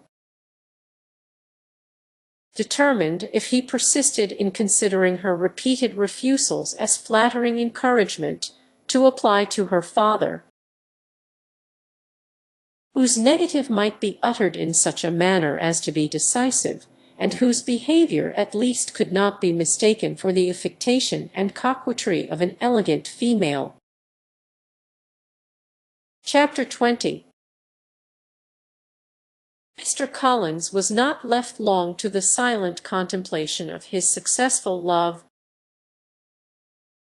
for Mrs. Bennet, having dawdled about in the vestibule to watch for the end of the conference, no sooner saw Elizabeth open the door and with quick step pass her towards the staircase, and she entered the breakfast-room, and congratulated both him and herself in warm terms on the happy prospect of their nearer connection. Mr. Collins received and returned these felicitations with equal pleasure, and then proceeded to relate the particulars of their interview, with the result of which he trusted he had every reason to be satisfied, since the refusal which his cousin had steadfastly given him would naturally flow from her bashful modesty, and the genuine delicacy of her character. This information, however, startled Mrs. Bennet. She would have been glad to be equally satisfied that her daughter had meant to encourage him by protesting against his proposals, but she dared not believe it, and could not help saying so. "But, depend upon it, Mr. Collins," she added, "that Lizzie shall be brought to reason. I will speak to her about it directly. She is a very headstrong, foolish girl, and does not know her own interest, but I will make her know it." "Pardon me for interrupting you, madam," cried Mr. Collins, "but if she is really headstrong and foolish, I know not whether she would altogether be a very desirable wife to a man in my situation, who naturally looks for happiness in the marriage state. If therefore she actually persists in rejecting my suit, perhaps it were better not to force her into accepting me, because if liable to such defects of temper, she could not contribute much to my felicity." "Sir, you quite misunderstand me," said Mrs. Bennet, alarmed. "Lizzie is only headstrong in such matters as these. In everything else she is as good-natured a girl as ever lived. I will go directly to Mr. Bennet, and we shall very soon settle it with her. I am sure—" She would not give him time to reply, but hurrying instantly to her husband, called out as she entered the library, "Oh, Mr. Bennet, you are wanted immediately. We are all in an uproar. You must come and make Lizzie marry Mr. Collins, for she vows she will not have him, and if you do not make haste, he will change his mind and not have her." Mr. Bennet raised his eyes from his book as she entered, and fixed them on her face with a calm unconcern which was not in the least altered by her communication. "I have not the pleasure of understanding you," said he when she had finished her speech. "Of what are you talking?" "Of Mr. Collins and Lizzie. Lizzie declares she will not have Mr. Collins, and Mr. Collins begins to say that he will not have Lizzie. And what am I to do on the occasion? It seems an hopeless business." "Speak to Lizzie about it yourself. Tell her that you insist upon her marrying him. Let her be called down. She shall hear my opinion." Mrs. Bennet rang the bell, and Miss Elizabeth was summoned to the library. "Come here, child," cried her father as she appeared. "I have sent for you on an affair of importance. I understand that Mr. Collins has made you an offer of marriage." "Is it true?"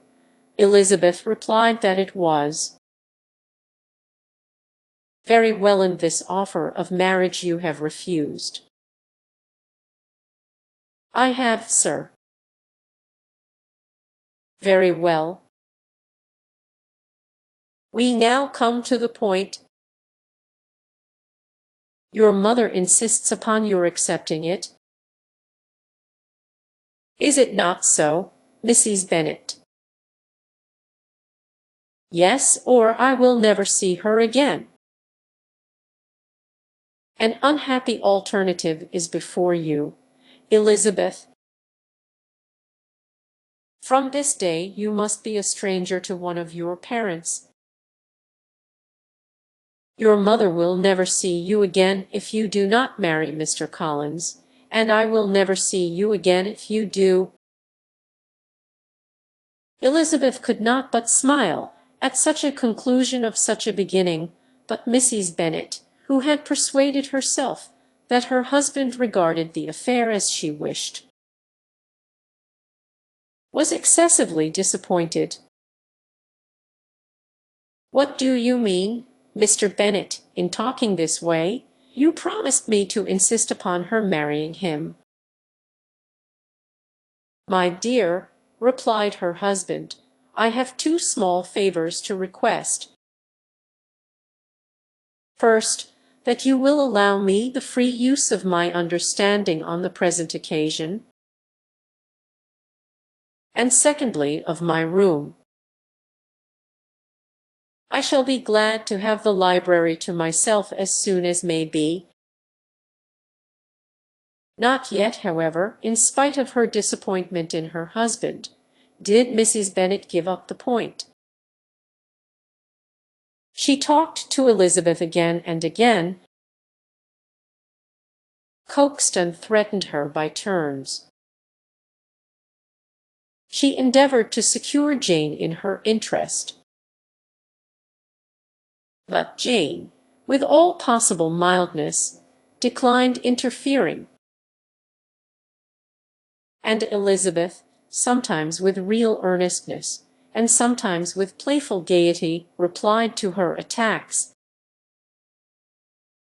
Though her manner varied, however, her determination never did. Mr. Collins, meanwhile, was meditating in solitude on what had passed. He thought too well of himself to comprehend on what motives his cousin could refuse him.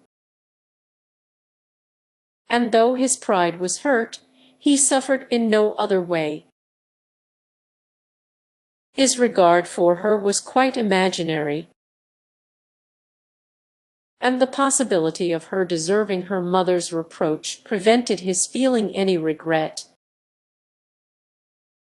While the family were in this confusion, Charlotte Lucas came to spend the day with them.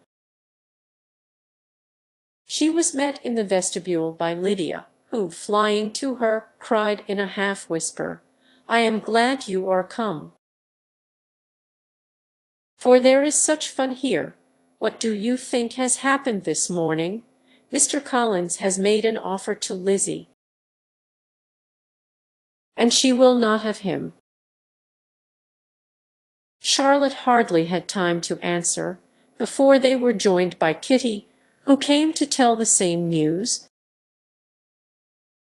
And no sooner had they entered the breakfast-room, where Mrs. Bennet was alone, than she likewise began on the subject, calling on Miss Lucas for her compassion, and entreating her to persuade her friend Lizzie to comply with the wishes of all her family. "Pray do, my dear Miss Lucas," she added in a melancholy tone, "for nobody is on my side, nobody takes part with me." I am cruelly used. Nobody feels for my poor nerves.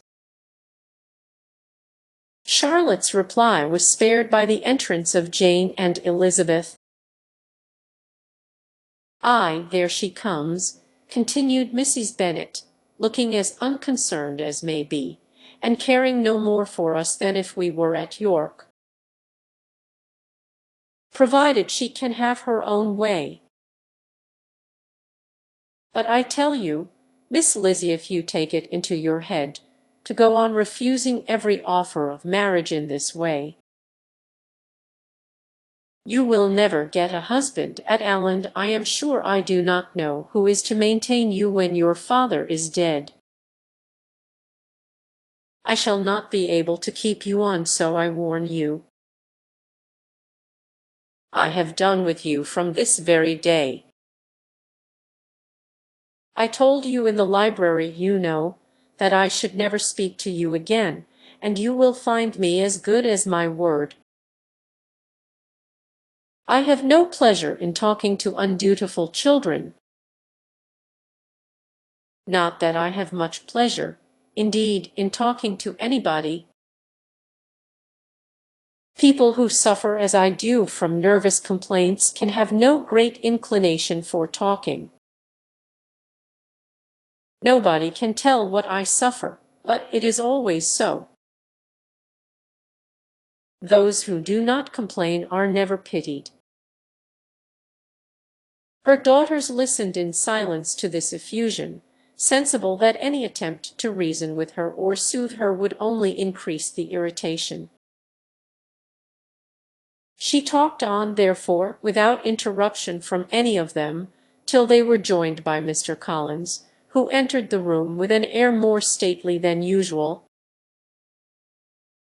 and on perceiving whom, she said to the girls, "Now, I do insist upon it, that you, all of you, hold your tongues, and let me and Mr. Collins have a little conversation together." Elizabeth passed quietly out of the room. Jane and Kitty followed, but Lydia stood her ground, determined to hear all she could. And Charlotte, detained first by the civility of Mr. Collins, whose inquiries after herself and all her family were very minute, and then by a little curiosity, satisfied herself with walking to the window and pretending not to hear. In a doleful voice, Mrs. Bennet began the projected conversation. "Oh, Mr. Collins." "My dear madam," replied he, "let us be for ever silent on this point. Far be it from me," he presently continued, in a voice that marked his displeasure, "to resent the behaviour of your daughter. Resignation to inevitable evils is the duty of us all. The peculiar duty of a young man who has been so fortunate as I have been in early preferment, and I trust I am resigned. Perhaps not the less so from feeling a doubt of my positive happiness had my fair cousin honoured me with her hand. For I have often observed that resignation is never so perfect as when the blessing denied begins to lose somewhat of its value in our estimation. You will not, I hope, consider me as showing any disrespect to your family, my dear madam, by thus withdrawing my pretensions to your daughter's favour, without having paid yourself and Mr. Bennet the compliment of requesting you to interpose your authority in my behalf. My conduct may, I fear, be objectionable in having accepted my dismission from your daughter's lips instead of your own. But we are all liable to error. I have certainly meant well through the whole affair. My object has been to secure an amiable companion for myself, with due consideration for the advantage of all your family. and if my manner has been at all reprehensible, I here beg leave to apologize. Chapter 21. The discussion of Mr. Collins' offer was now nearly at an end, and Elizabeth had only to suffer from the uncomfortable feelings necessarily attending it, and occasionally from some peevish allusions of her mother. As for the gentleman himself, his feelings were chiefly expressed, not by embarrassment or dejection, or by trying to avoid her, but by stiffness of manner and resentful silence. He scarcely ever spoke to her, and the assiduous attentions which he had been so sensible of himself were transferred for the rest of the day to Miss Lucas, whose civility in listening to him was a seasonable relief to them all, and especially to her friend. The morrow produced no abatement of Mrs. Bennet's ill humour or ill health. Mr. Collins was also in the same state of angry pride. Elizabeth had hoped that his resentment might shorten his visit, but his plan did not appear in the least affected by it. He was always to have gone on Saturday, and to Saturday he meant to stay. After breakfast, the girls walked to Meryton to inquire if Mr. Wickham were returned, and to lament over his absence from the Netherfield ball. He joined them on their entering the town, and attended them to their aunt's, where his regret and vexation, and the concern of everybody, was well talked over. To Elizabeth, however, he voluntarily acknowledged that the necessity of his absence had been self-imposed. "I found," said he, as the time drew near, "that I had better not meet Mr. Darcy. That to be in the same room, the same party with him for so many hours together, might be more than I could bear, and that scenes might arise unpleasant to more than myself." She highly approved his forbearance, and they had leisure for a full discussion of it, and for all the commendation which they civilly bestowed on each other.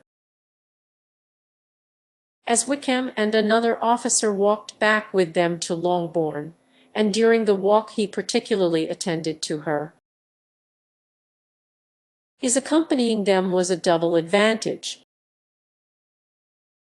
She felt all the compliment it offered to herself, and it was most acceptable as an occasion of introducing him to her father and mother.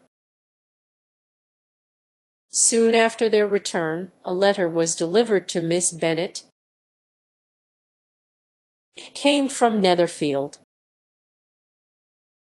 The envelope contained a sheet of elegant, little, hot-pressed paper, well covered with a lady's fair, flowing hand,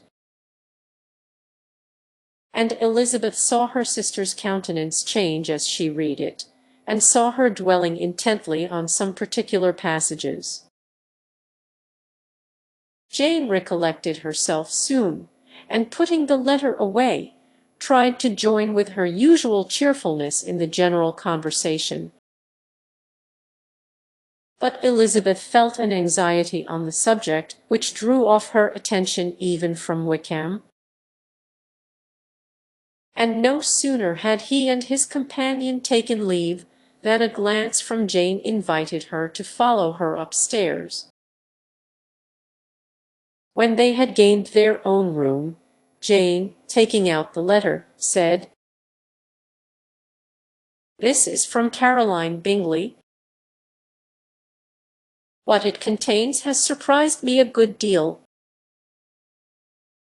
The whole party have left Netherfield by this time, and are on their way to Townend without any intention of coming back again. You shall hear what she says."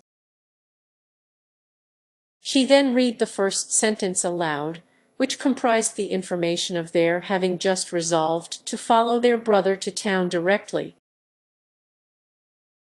and of their meaning to dine in Grosvenor Street, where Mr. Hurst had a house.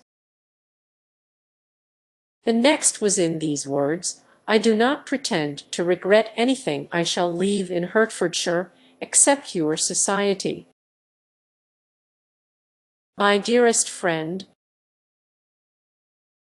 but we will hope, at some future period, to enjoy many returns of that delightful intercourse we have known, and in the meanwhile may lessen the pain of separation by a very frequent and most unreserved correspondence. I depend on you for that." To these high-flown expressions Elizabeth listened with all the insensibility of distrust. And though the suddenness of their removal surprised her, she saw nothing in it really to lament. It was not to be supposed that their absence from Netherfield would prevent Mr. Bingley's being there. And as to the loss of their society, she was persuaded that Jane must cease to regard it in the enjoyment of his. "It is unlucky," said she, after a short pause, "that you should not be able to see your friends before they leave the country. But may we not hope that the period of future happiness to which Miss Bingley looks forward may arrive earlier than she is aware, and that the delightful intercourse you have known as friends will be renewed with yet greater satisfaction as sisters? Mr. Bingley will not be detained in London by them. Caroline decidedly says that none of the party will return into Hertfordshire this winter. I will read it to you. When my brother left us yesterday, he imagined that the business which took him to London might be concluded in 3 or 4 days. But as we are certain it cannot be so, and at the same time convinced that when Charles gets to town he will be in no hurry to leave it again, we have determined on following him thither, that he may not be obliged to spend his vacant hours in a comfortless hotel. Many of my acquaintances are already there for the winter.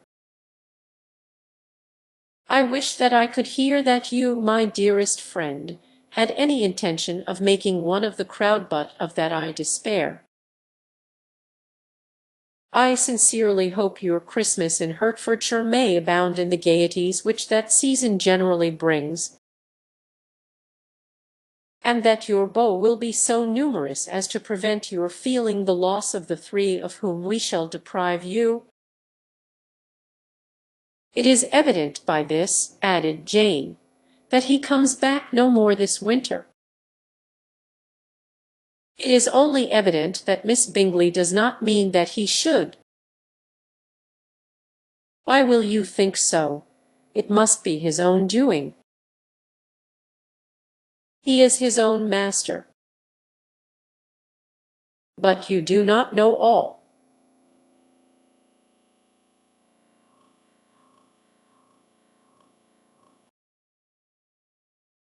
I will read you the passage which particularly hurts me.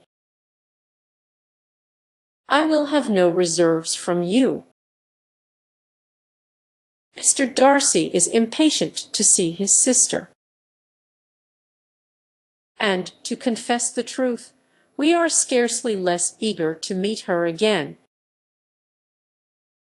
I really do not think Georgiana Darcy has her equal for beauty, elegance, and accomplishments. And the affection she inspires in Louisa and myself is heightened into something still more interesting from the hope we dare entertain of her being hereafter our sister. I do not know whether I ever before mentioned to you my feelings on this subject, but I will not leave the country without confiding them, and I trust you will not esteem them unreasonable.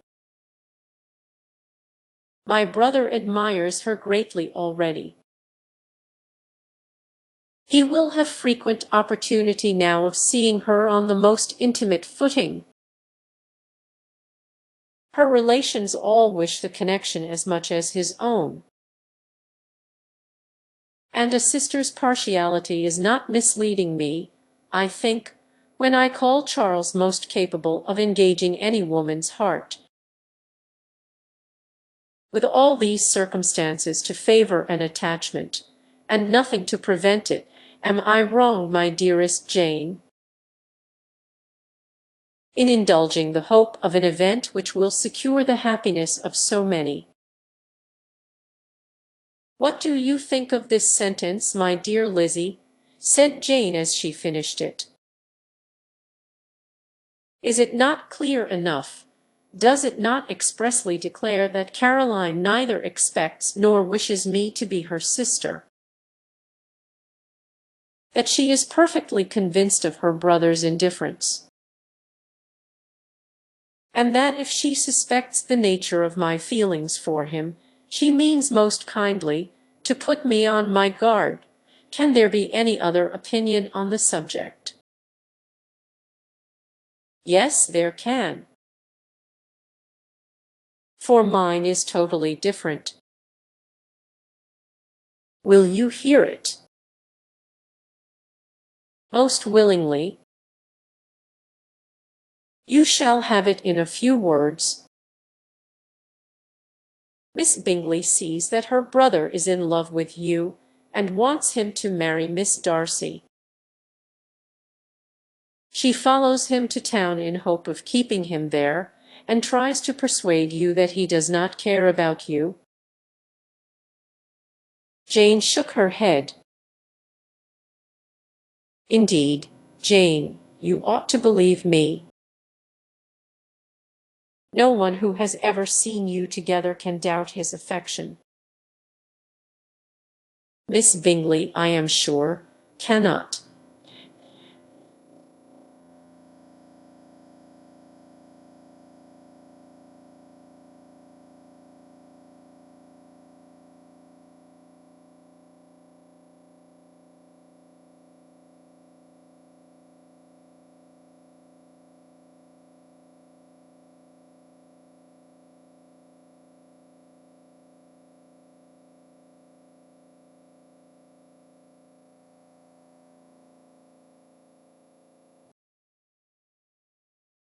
She is not such a simpleton. Could she have seen half as much love in Mr. Darcy for herself, she would have ordered her wedding clothes. But the case is this: we are not rich enough or grand enough for them. And she is the more anxious to get Miss Darcy for her brother, from the notion that when there has been one intermarriage, she may have less trouble in achieving a second, in which there is certainly some ingenuity, and I dare say it would succeed, if Miss de Bourgh were out of the way.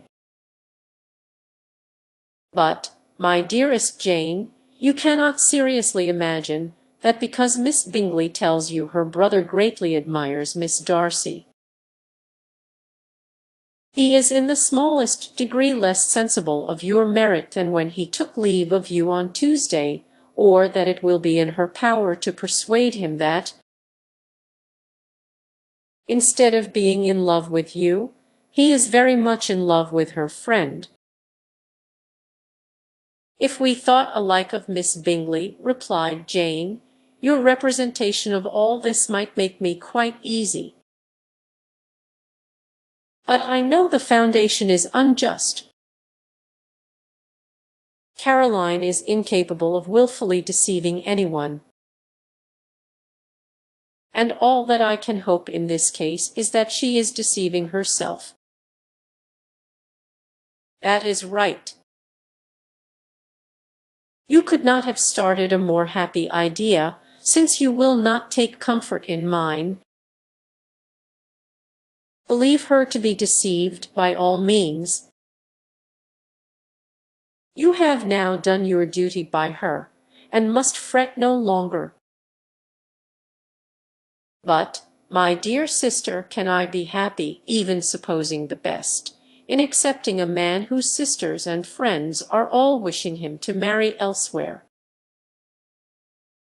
You must decide for yourself, said Elizabeth, and if, upon mature deliberation, you find that the misery of disobliging his two sisters is more than equivalent to the happiness of being his wife, I advise you by all means to refuse him. How can you talk so? Said Jane, faintly smiling. You must know that though I should be exceedingly grieved at their disapprobation, I could not hesitate. I did not think you would. And that being the case, I cannot consider your situation with much compassion. But if he returns no more this winter, my choice will never be required. 1,000 things may arise in 6 months. The idea of his returning no more Elizabeth treated with the utmost contempt. It appeared to her merely the suggestion of Caroline's interested wishes, and she could not for a moment suppose that those wishes, however openly or artfully spoken, could influence a young man so totally independent of everyone. She represented to her sister as forcibly as possible what she felt on the subject, and had soon the pleasure of seeing its happy effect. Jane's temper was not desponding, and she was gradually led to hope, though the diffidence of affection sometimes overcame the hope, that Bingley would return to Netherfield and answer every wish of her heart. They agreed that Mrs. Bennet should only hear of the departure of the family, without being alarmed on the score of the gentleman's conduct. But even this partial communication gave her a great deal of concern, and she bewailed it as exceedingly unlucky that the ladies should happen to go away just as they were all getting so intimate together. After lamenting it, however, at some length, she had the consolation that Mr. Bingley would be soon down again and soon dining at Longbourn. And the conclusion of all was the comfortable declaration that though he had been invited only to a family dinner, she would take care to have 2 full courses. Chapter 22. The Bennets were engaged to dine with the Lucases, and again during the chief of the day was Miss Lucas so kind as to listen to Mr. Collins. Elizabeth took an opportunity of thanking her. "It keeps him in good humour," said she, "and I am more obliged to you than I can express." Charlotte assured her friend of her satisfaction in being useful, and that it amply repaid her for the little sacrifice of her time. This was very amiable, but Charlotte's kindness extended farther than Elizabeth had any conception of. Its object was nothing else than to secure her from any return of Mr. Collins' addresses, by engaging them towards herself. Such was Miss Lucas' scheme, and appearances were so favourable, that when they parted at night, she would have felt almost secure of success if he had not been to leave Hertfordshire so very soon. But here she did injustice to the fire and independence of his character, for it led him to escape out of Longbourn House the next morning with admirable slyness, and hastened to Luca's lodge to throw himself at her feet. He was anxious to avoid the notice of his cousins, from a conviction that if they saw him depart, they could not fail to conjecture his design. and he was not willing to have the attempt known till its success might be known likewise. For though feeling almost secure, and with reason, for Charlotte had been tolerably encouraging, he was comparatively diffident since the adventure of Wednesday. His reception, however, was of the most flattering kind. Miss Lucas perceived him from an upper window as he walked towards the house, and instantly set out to meet him accidentally in the lane. But little had she dared to hope that so much love and eloquence awaited her there. In as short a time as Mr. Collins's long speeches would allow, everything was settled between them to the satisfaction of both. And as they entered the house he earnestly entreated her to name the day that was to make him the happiest of men. And though such a solicitation must be waived for the present, the lady felt no inclination to trifle with his happiness. The stupidity with which he was favoured by nature must guard his courtship from any charm that could make a woman wish for its continuance. And Miss Lucas, who accepted him solely from the pure and disinterested desire of an establishment, cared not how soon that establishment were gained. Sir William and Lady Lucas were speedily applied to for their consent, and it was bestowed with a most joyful alacrity. Mr. Collins's present circumstances made it a most eligible match for their daughter, to whom they could give little fortune, and his prospects of future wealth were exceedingly fair. Lady Lucas began directly to calculate, with more interest than the matter had ever excited before, how many years longer Mr. Bennet was likely to live. And Sir William gave it as his decided opinion that whenever Mr. Collins should be in possession of the Longbourn estate, it would be highly expedient that both he and his wife should make their appearance at St. James's. The whole family, in short, were properly overjoyed on the occasion. The younger girls formed hopes of coming out a year or two sooner than they might otherwise have done, and the boys were relieved from their apprehension of Charlotte's dying an old maid. Charlotte herself was tolerably composed. She had gained her point, and had time to consider of it. Her reflections were in general satisfactory. Mr. Collins, to be sure, was neither sensible nor agreeable. His society was irksome, and his attachment to her must be imaginary. But still he would be her husband.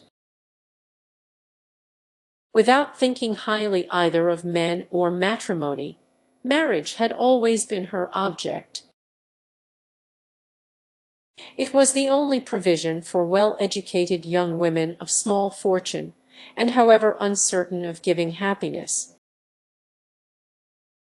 must be their pleasantest preservative from want. This preservative she had now obtained, and at the age of 27, without having ever been handsome, she felt all the good luck of it. The least agreeable circumstance in the business was the surprise it must occasion to Elizabeth Bennet, whose friendship she valued beyond that of any other person. Elizabeth would wonder, and probably would blame her, and though her resolution was not to be shaken, her feelings must be hurt by such a disapprobation. She resolved to give her the information herself, and therefore charged Mr. Collins, when he returned to Longbourn to dinner, to drop no hint of what had passed before any of the family. A promise of secrecy was of course very dutifully given, but it could not be kept without difficulty. For the curiosity excited by his long absence burst forth in such very direct questions on his return as required some ingenuity to evade. And he was at the same time exercising great self-denial, for he was longing to publish his prosperous love. As he was to begin his journey too early on the morrow to see any of the family, the ceremony of leave-taking was performed when the ladies moved for the night, and Mrs. Bennet, with great politeness and cordiality, said how happy they should be to see him at Longbourn again, whenever his engagements might allow him to visit them. "My dear madam," he replied, "this invitation is particularly gratifying, because it is what I have been hoping to receive,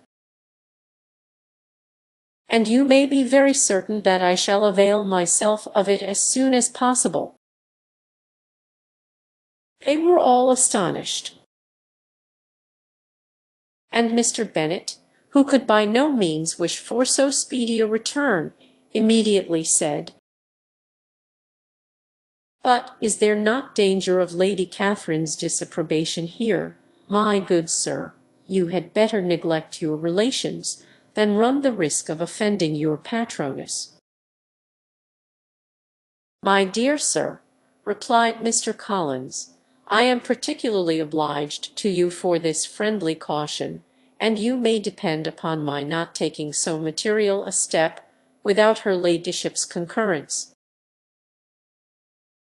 You cannot be too much upon your guard.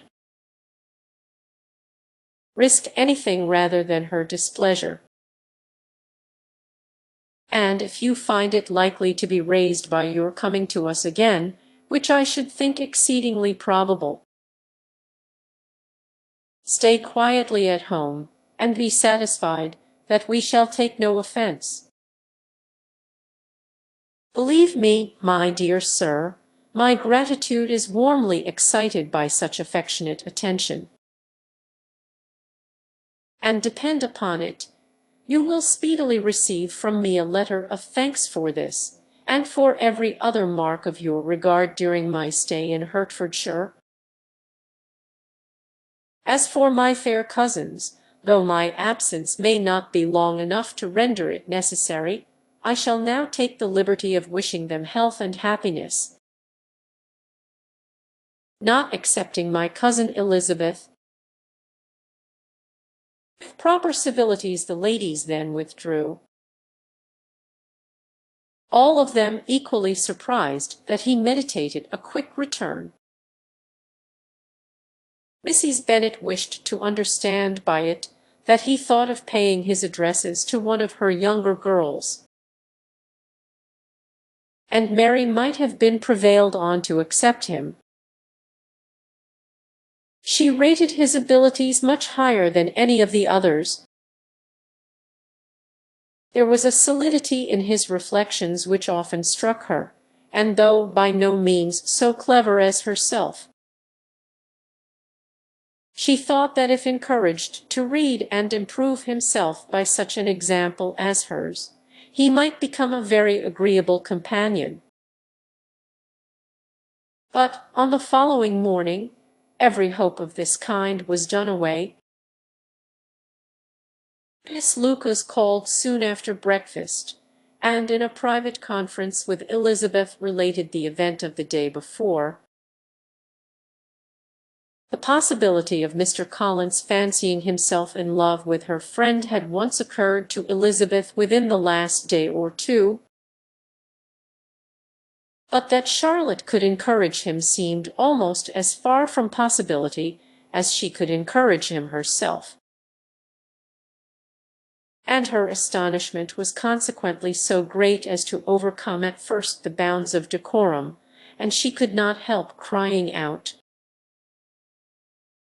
"Engaged to Mr. Collins! My dear Charlotte, impossible. The steady countenance which Miss Lucas had commanded in telling her story gave way to a momentary confusion here on receiving so direct a reproach, though, as it was no more than she expected, she soon regained her composure, and calmly replied, "Why should you be surprised, my dear Eliza? Do you think it incredible that Mr. Collins should be able to procure any woman's good opinion, because he was not so happy as to succeed with you?" But Elizabeth had now recollected herself, and making a strong effort for it, was able to assure with tolerable firmness that the prospect of their relationship was highly grateful to her, and that she wished her all imaginable happiness. "I see what you are feeling," replied Charlotte. "You must be surprised, very much surprised, so lately as Mr. Collins was wishing to marry you. But when you have had time to think it over, I hope you will be satisfied with what I have done. I am not romantic, you know. I never was. I ask only a comfortable home. And considering Mr. Collins' character, connection, and situation in life, I am convinced that my chance of happiness with him is as fair as most people can boast on entering the marriage state." Elizabeth quietly answered, "Undoubtedly." And after an awkward pause, they returned to the rest of the family. Charlotte did not stay much longer, and Elizabeth was then left to reflect on what she had heard. It was a long time before she became at all reconciled to the idea of so unsuitable a match. The strangeness of Mr. Collins making 2 offers of marriage within 3 days was nothing in comparison of his being now accepted. She had always felt that Charlotte's opinion of matrimony was not exactly like her own, but she had not supposed it to be possible that, when called into action, she would have sacrificed every better feeling to worldly advantage. Charlotte, the wife of Mr. Collins, was a most humiliating picture, and to the pang of a friend disgracing herself and sunk in her esteem, was added the distressing conviction that it was impossible for that friend to be tolerably happy in the lot she had chosen. Chapter 23. Elizabeth was sitting with her mother and sisters, reflecting on what she had heard, and doubting whether she was authorized to mention it, when Sir William Lucas himself appeared, sent by his daughter to announce her engagement to the family, with many compliments to them, and much self-gratulation on the prospect of a connection between the houses. He unfolded the matter to an audience not merely wondering, but incredulous. For Mrs. Bennet, with more perseverance than politeness, protested he must be entirely mistaken. And Lydia, always unguarded and often uncivil, boisterously exclaimed, "Good Lord, Sir William, how can you tell such a story? Do not you know that Mr. Collins wants to marry Lizzie?" Nothing less than the complaisance of a courtier could have borne without anger such treatment. But Sir William's good breeding carried him through it all. And though he begged leave to be positive as to the truth of his information, he listened to all their impertinence with the most forbearing courtesy. Elizabeth, feeling it incumbent on her to relieve him from so unpleasant a situation, now put herself forward to confirm his account by mentioning her prior knowledge of it from Charlotte herself, and endeavoured to put a stop to the exclamations of her mother and sisters by the earnestness of her congratulations to Sir William, in which she was readily joined by Jane, and by making a variety of remarks on the happiness that might be expected from the match, the excellent character of Mr. Collins, and the convenient distance of Hunsford from London. Mrs. Bennet was in fact too much overpowered to say a great deal while Sir William remained. But no sooner had he left them than her feelings found a rapid vent. In the first place, she persisted in disbelieving the whole of the matter. Secondly, she was very sure that Mr. Collins had been taken in.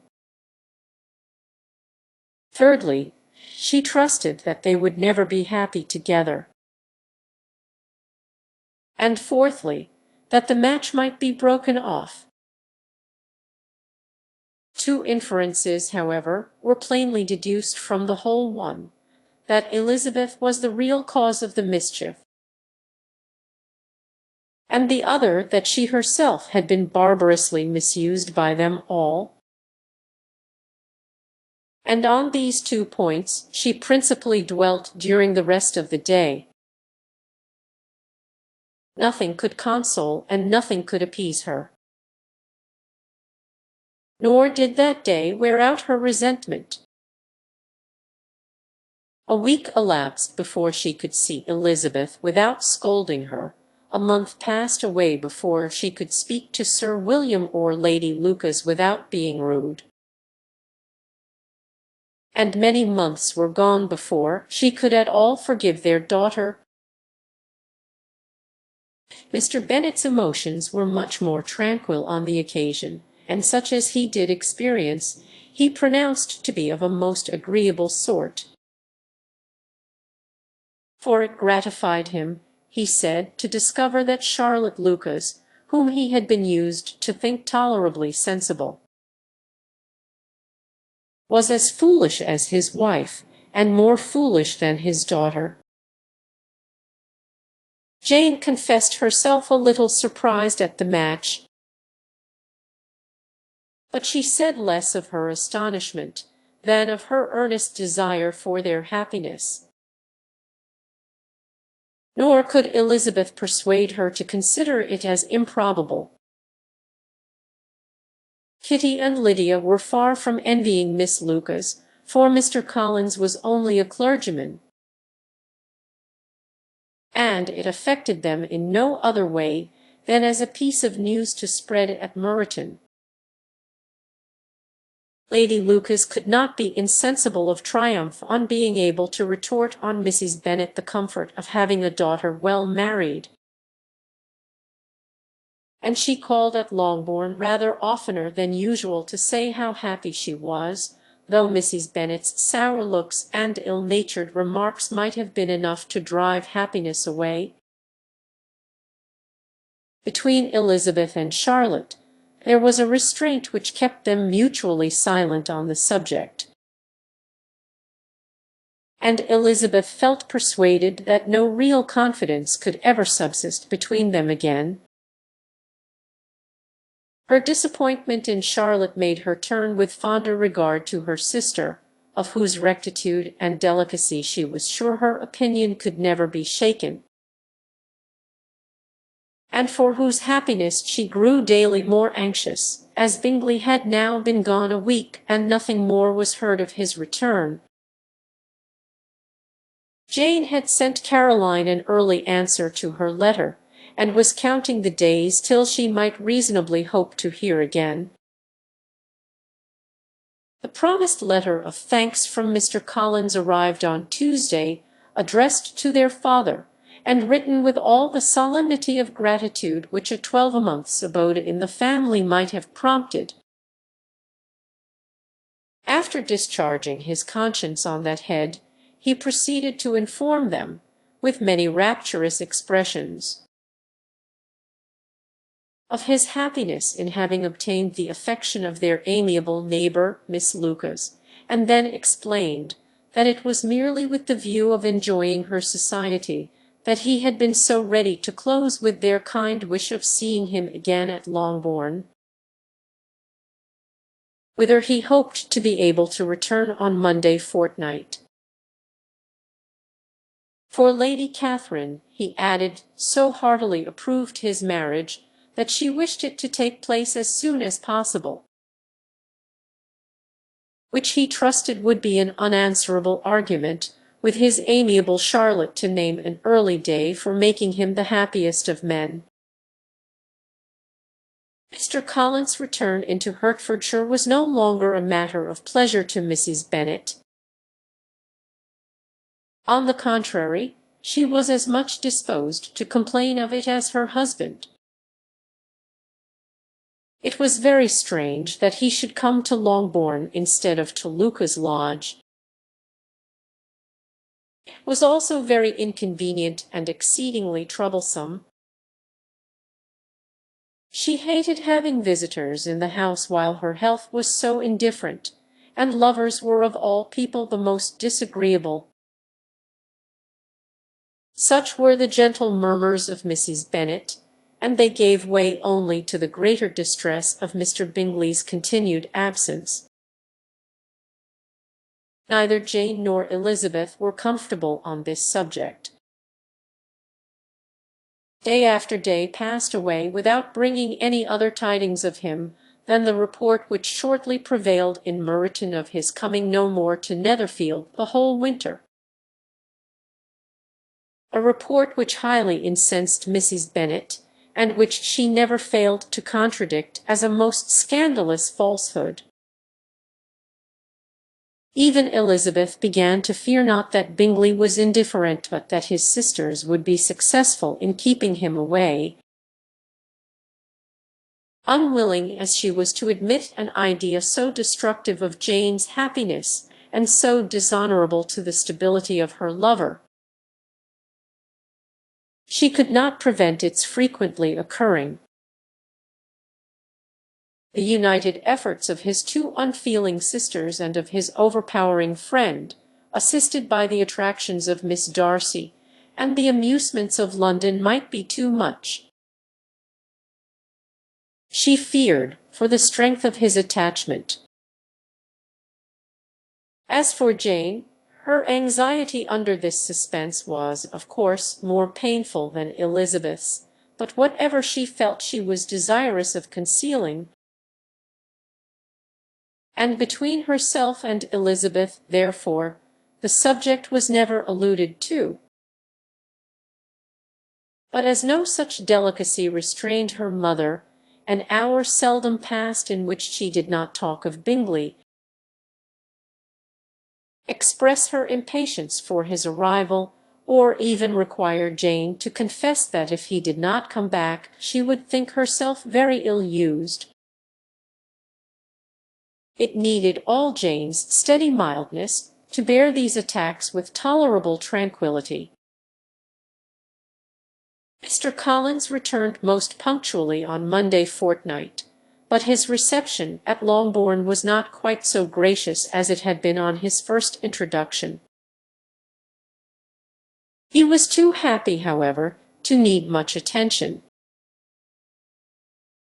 And luckily for the others, the business of love-making relieved them from a great deal of his company. The chief of every day was spent by him at Lucas Lodge, and he sometimes returned to Longbourn only in time to make an apology for his absence before the family went to bed. Mrs. Bennet was really in a most pitiable state. The very mention of anything concerning the match threw her into an agony of ill humour, and wherever she went she was sure of hearing it talked of. The sight of Miss Lucas was odious to her. As her successor in that house, she regarded her with jealous abhorrence. Whenever Charlotte came to see them, she concluded her to be anticipating the hour of possession, and whenever she spoke in a low voice to Mr. Collins, was convinced that they were talking of the Longbourn estate, and resolving to turn herself and her daughters out of the house as soon as Mr. Bennet were dead. She complained bitterly of all this to her husband. "Indeed, Mr. Bennet," said she, "it is very hard to think that Charlotte Lucas should ever be mistress of this house, that I should be forced to make way for her, and live to see her take her place in it. My dear, do not give way to such gloomy thoughts. Let us hope for better things. Let us flatter ourselves that I may be the survivor." This was not very consoling to Mrs. Bennet, and therefore, instead of making any answer, she went on as before. "I cannot bear to think that they should have all this estate. If it was not for the entail, I should not mind it." "What should not you mind?" "I should not mind anything at all. Let us be thankful that you are preserved from a state of such insensibility." "I never can be thankful, Mr. Bennet, for anything about the entail. How any one could have the conscience to entail away an estate from one's own daughters, I cannot understand. And all for the sake of Mr. Collins too. Why should he have it more than anybody else?" "I leave it to yourself to determine," said Mr. Bennet. Chapter 24. Miss Bingley's letter arrived, and put an end to doubt. The very first sentence conveyed the assurance of their being all settled in London for the winter, and concluded with her brother's regret at not having had time to pay his respects to his friends in Hertfordshire before he left the country. Hope was over, entirely over, and when Jane could attend to the rest of the letter, she found little, except the professed affection of the writer, that could give her any comfort. Miss Darcy's praise occupied the chief of it.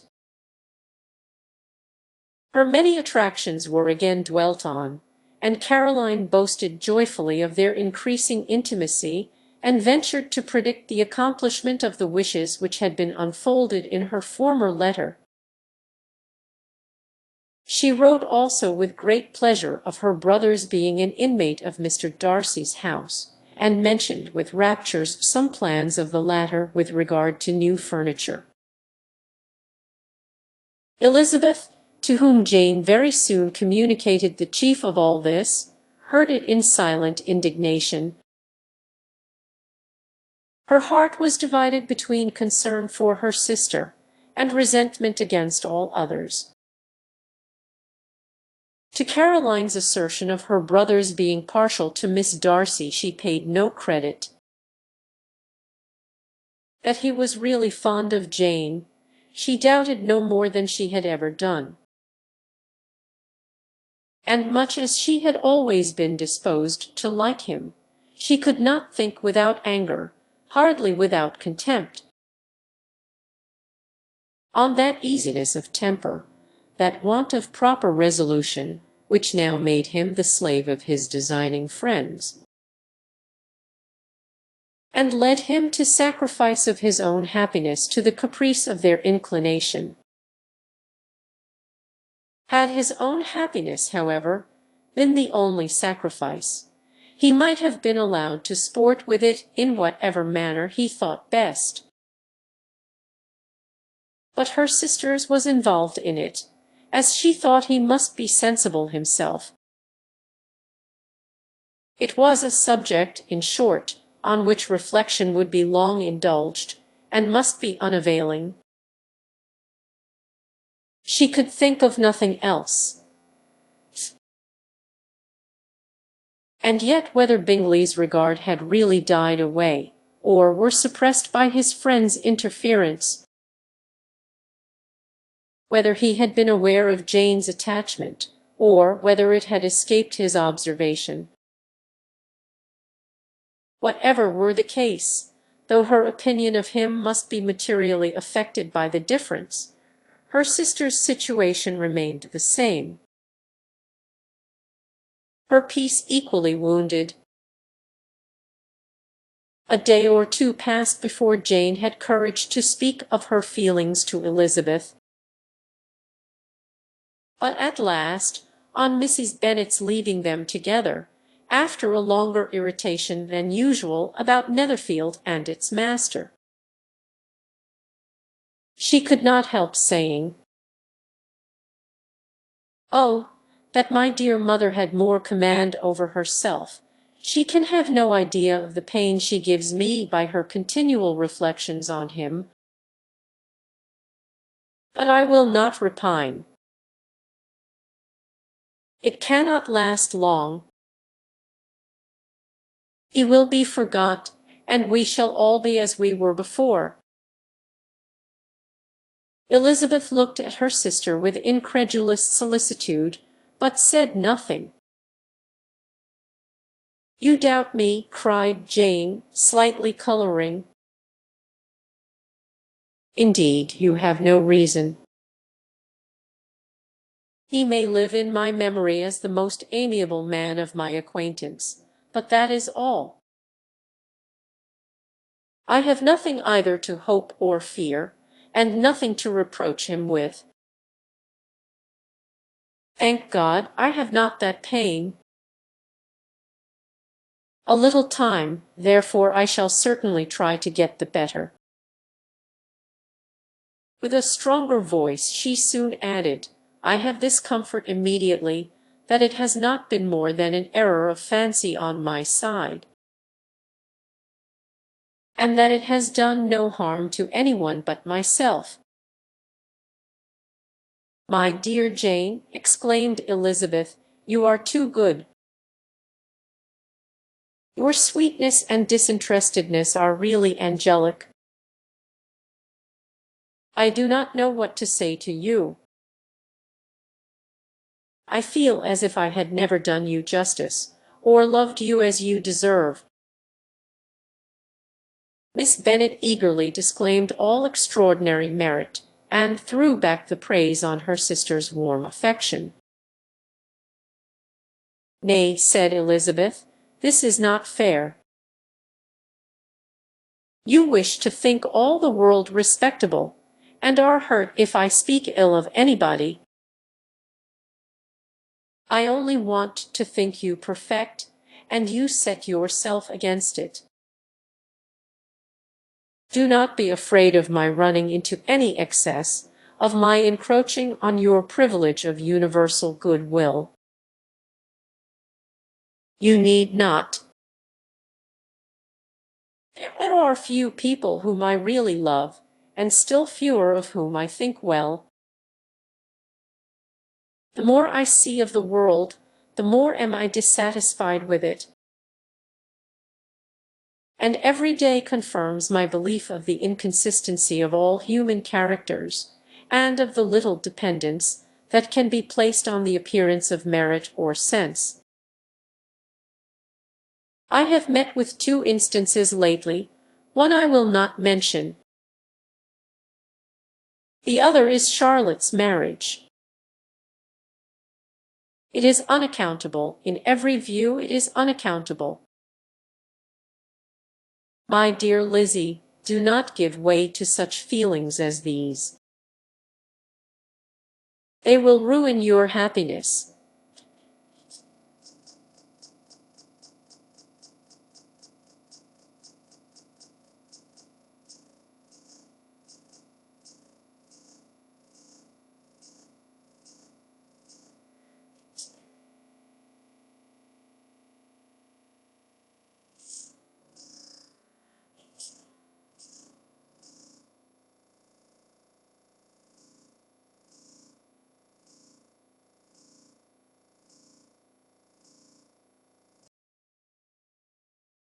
You do not make allowance enough for difference of situation and temper.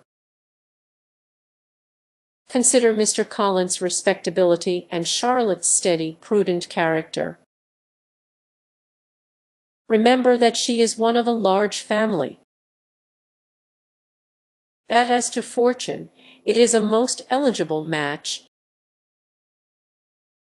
and be ready to believe, for everybody's sake, that she may feel something like regard and esteem for our cousin. To oblige you, I would try to believe almost anything, but no one else could be benefited by such a belief as this. For were I persuaded that Charlotte had any regard for him, I should only think worse of her understanding than I now do of her heart. My dear Jane, Mr. Collins is a conceited, pompous, narrow-minded, silly man.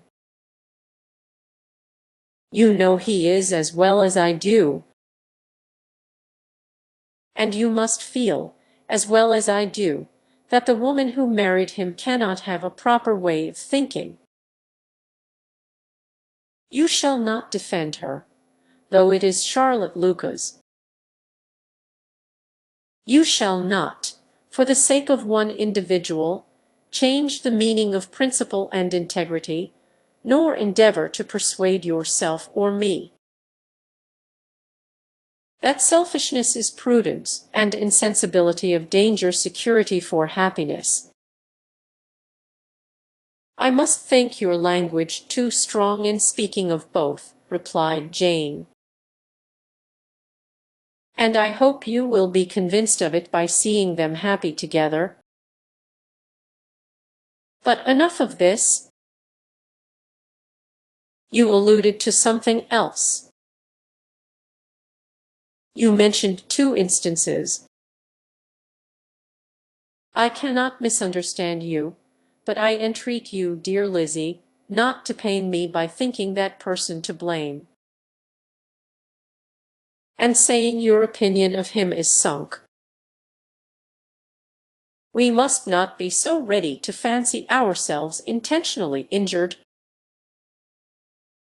We must not expect a lively young man to be always so guarded and circumspect. It is very often nothing but our own vanity that deceives us. Women fancy admiration means more than it does, and men take care that they should.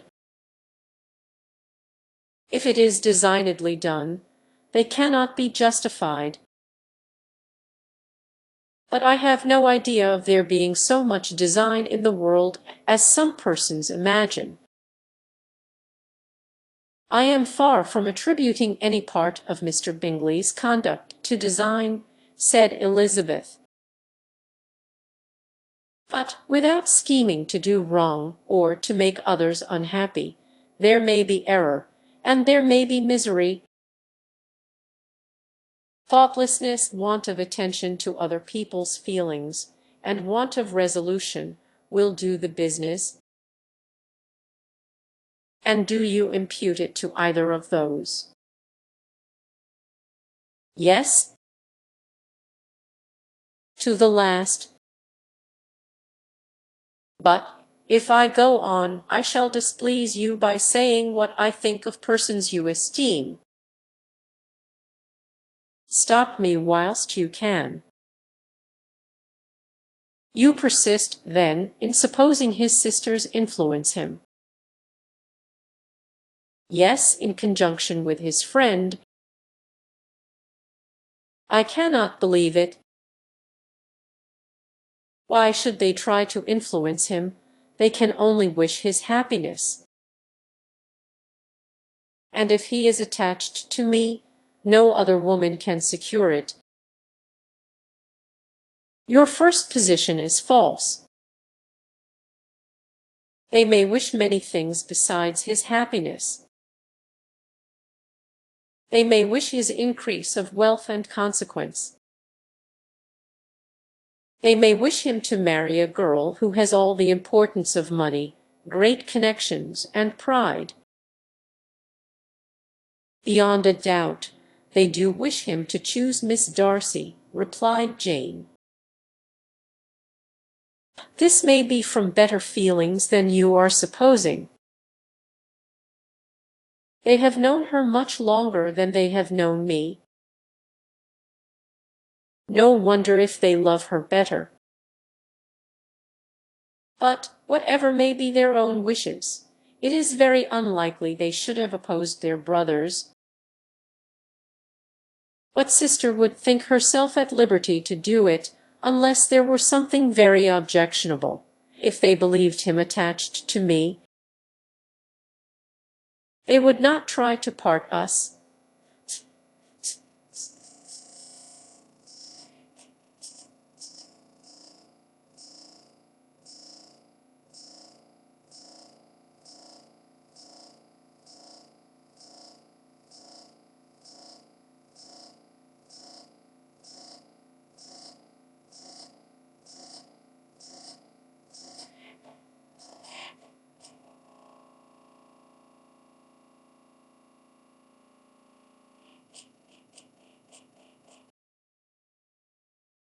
If he were so, they could not succeed.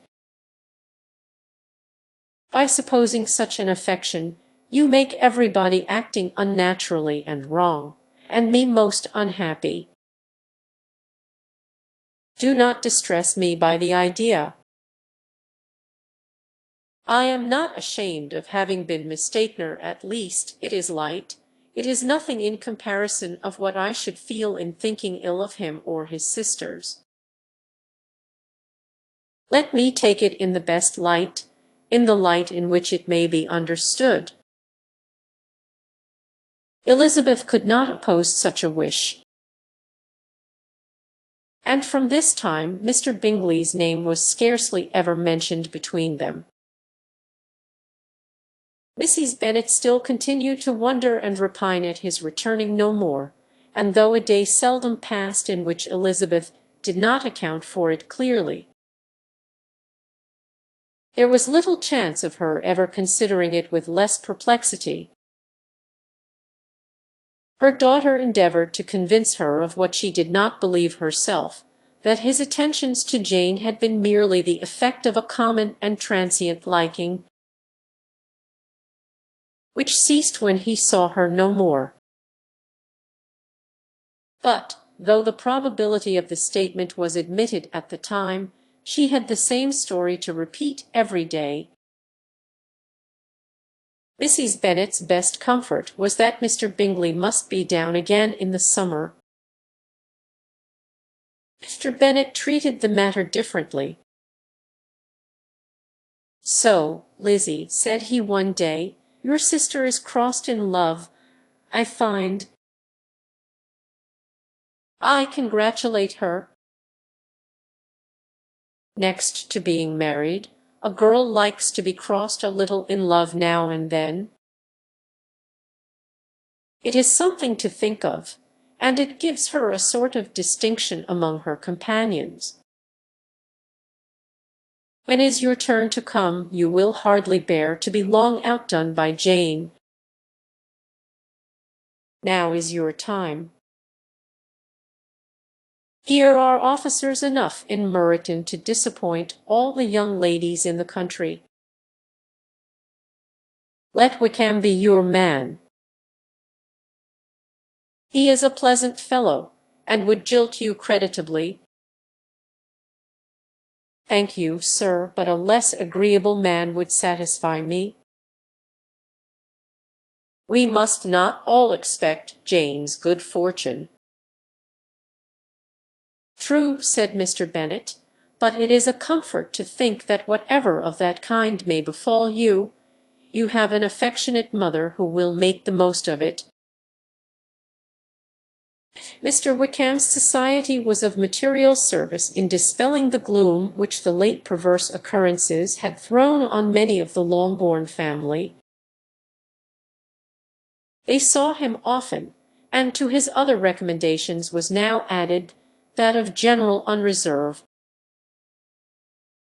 the whole of what Elizabeth had already heard, his claims on Mr. Darcy, and all that he had suffered from him, was now openly acknowledged and publicly canvassed, and everybody was pleased to know how much they had always disliked Mr. Darcy before they had known anything of the matter. Miss Bennet was the only creature who could suppose there might be any extenuating circumstances in the case. Unknown to the society of Hertfordshire,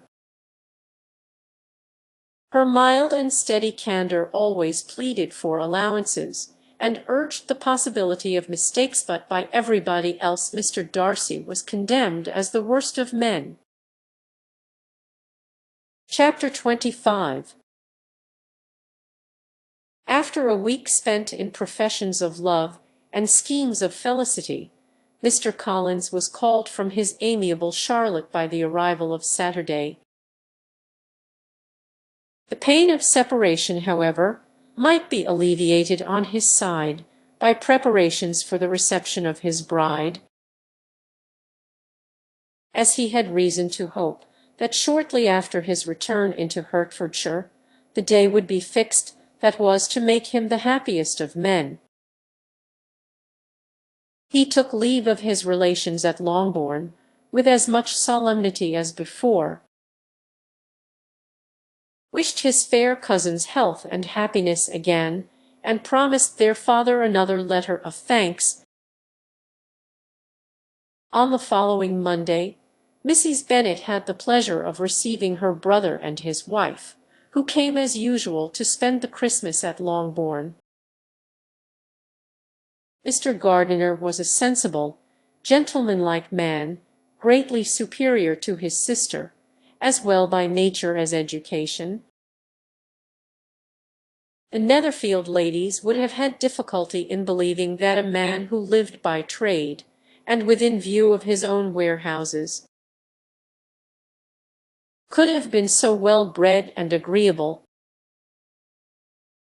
Mrs. Gardiner, who was several years younger than Mrs. Bennet and Mrs. Phillips, was an amiable, intelligent, elegant woman, and a great favourite with all her Longbourn nieces. Between the two eldest, and herself especially, there subsisted a particular regard. They had frequently been staying with her in town. The first part of Mrs. Gardiner's business on her arrival was to distribute her presents and describe the newest fashions.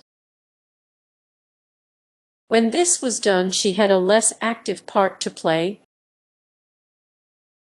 It became her turn to listen.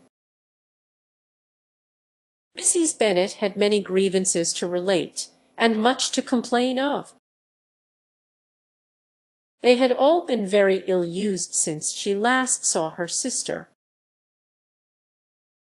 Two of her girls had been upon the point of marriage, and after all there was nothing in it. "I do not blame Jane," she continued, "for Jane would have got Mr. Bingley if she could. But, Lizzie, oh sister, it is very hard to think that she might have been Mr. Collins's wife by this time, had it not been for her own perverseness. He made her an offer in this very room, and she refused him. The consequence of it is, that Lady Lucas will have a daughter married before I have, and that the Longbourn estate is just as much entailed as ever. The Lucases are very artful people indeed, sister. They are all for what they can get.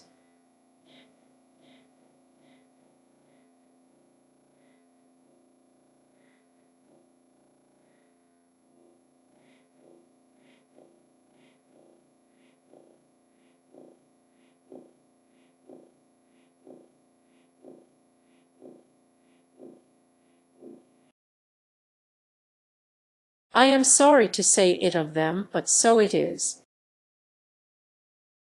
It makes me very nervous and poorly, to be thwarted so in my own family, and to have neighbors who think of themselves before anybody else. However, your coming just at this time is the greatest of comforts, and I am very glad to hear what you tell us of long sleeves. Mrs. Gardiner, to whom the chief of this news had been given before, in the course of Jane and Elizabeth's correspondence with her, made her sister a slight answer, and, in compassion to her nieces, turned the conversation. When alone with Elizabeth afterwards, she spoke more on the subject. "It seems likely to have been a desirable match for Jane," said she. "I am sorry it went off. But these things happen so often. A young man, such as you describe Mr. Bingley, so easily falls in love with a pretty girl for a few weeks, and when accident separates them, so easily forgets her, that these sort of inconsistencies are very frequent. An excellent consolation in its way," said Elizabeth, "but it will not do for us. We do not suffer by accident. It does not often happen that the interference of friends will persuade a young man of independent fortune to think no more of a girl whom he was violently in love with only a few days before. But that expression of violently in love is so hackneyed, so doubtful, so indefinite, that it gives me very little idea. It is as often applied to feelings which arise from a half-hour's acquaintance as to a real, strong attachment. Pray, how violent was Mr. Bingley's love? I never saw a more promising inclination. He was growing quite inattentive to other people, and wholly engrossed by her. Every time they met, it was more decided and remarkable. At his own ball he offended 2 or 3 young ladies by not asking them to dance, and I spoke to him twice myself, without receiving an answer. Could there be finer symptoms? Is not general incivility the very essence of love? Oh, yes, of that kind of love which I suppose him to have felt. Poor Jane, I am sorry for her, because, with her disposition, she may not get over it immediately. It had better have happened to you, Lizzie. You would have laughed yourself out of it sooner. But do you think she would be prevailed upon to go back with us? Change of scene might be of service, and perhaps a little relief from home may be as useful as anything." Elizabeth was exceedingly pleased with this proposal, and felt persuaded of her sister's ready acquiescence.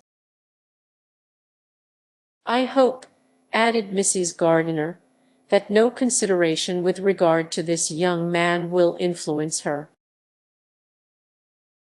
We live in so different a part of town, all our connections are so different, and, as you well know, we go out so little,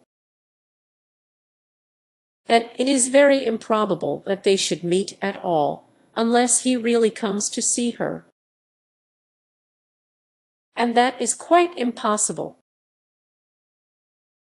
for he is now in the custody of his friend, and Mr. Darcy would no more suffer him to call on Jane in such a part of London. My dear aunt, how could you think of it?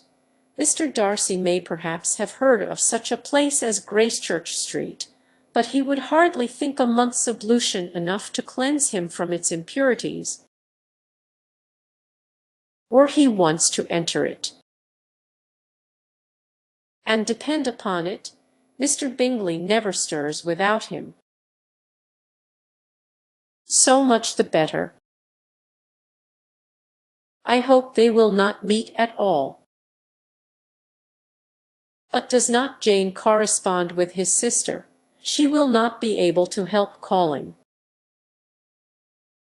She will drop the acquaintance entirely. But, in spite of the certainty in which Elizabeth affected to place this point, as well as the still more interesting one of Bingley's being withheld from seeing Jane, she felt a solicitude on the subject which convinced her, on examination, that she did not consider it entirely hopeless. It was possible, and sometimes she thought it probable, that his affection might be reanimated, and the influence of his friends successfully combated by the more natural influence of Jane's attractions. Miss Bennet accepted her aunt's invitation with pleasure, and the Bingleys were no otherwise in her thoughts at the same time than as she hoped by Caroline's not living in the same house with her brother. She might occasionally spend a morning with her, without any danger of seeing him. The Gardiners stayed a week at Longbourn. And what with the Phillipses, the Lucases, and the officers, there was not a day without its engagement. Mrs. Bennet had so carefully provided for the entertainment of her brother and sister, that they did not once sit down to a family dinner. When the engagement was for home, some of the officers always made part of Itoff, which officers Mr. Wickham was sure to be one. And on these occasions Mrs. Gardiner, rendered suspicious by Elizabeth's warm commendation, narrowly observed them both. Without supposing them, from what she saw, to be very seriously in love, their preference of each other was plain enough to make her a little uneasy. And she resolved to speak to Elizabeth on the subject before she left Hertfordshire, and represent to her the imprudence of encouraging such an attachment. To Mrs. Gardiner, Wickham had one means of affording pleasure, unconnected with his general powers. About 10 or a dozen years ago, before her marriage, she had spent a considerable time in that very part of Derbyshire to which he belonged. They had, therefore, many acquaintances in common. And though Wickham had been little there since the death of Darcy's father, it was yet in his power to give her fresher intelligence of her former friends than she had been in the way of procuring.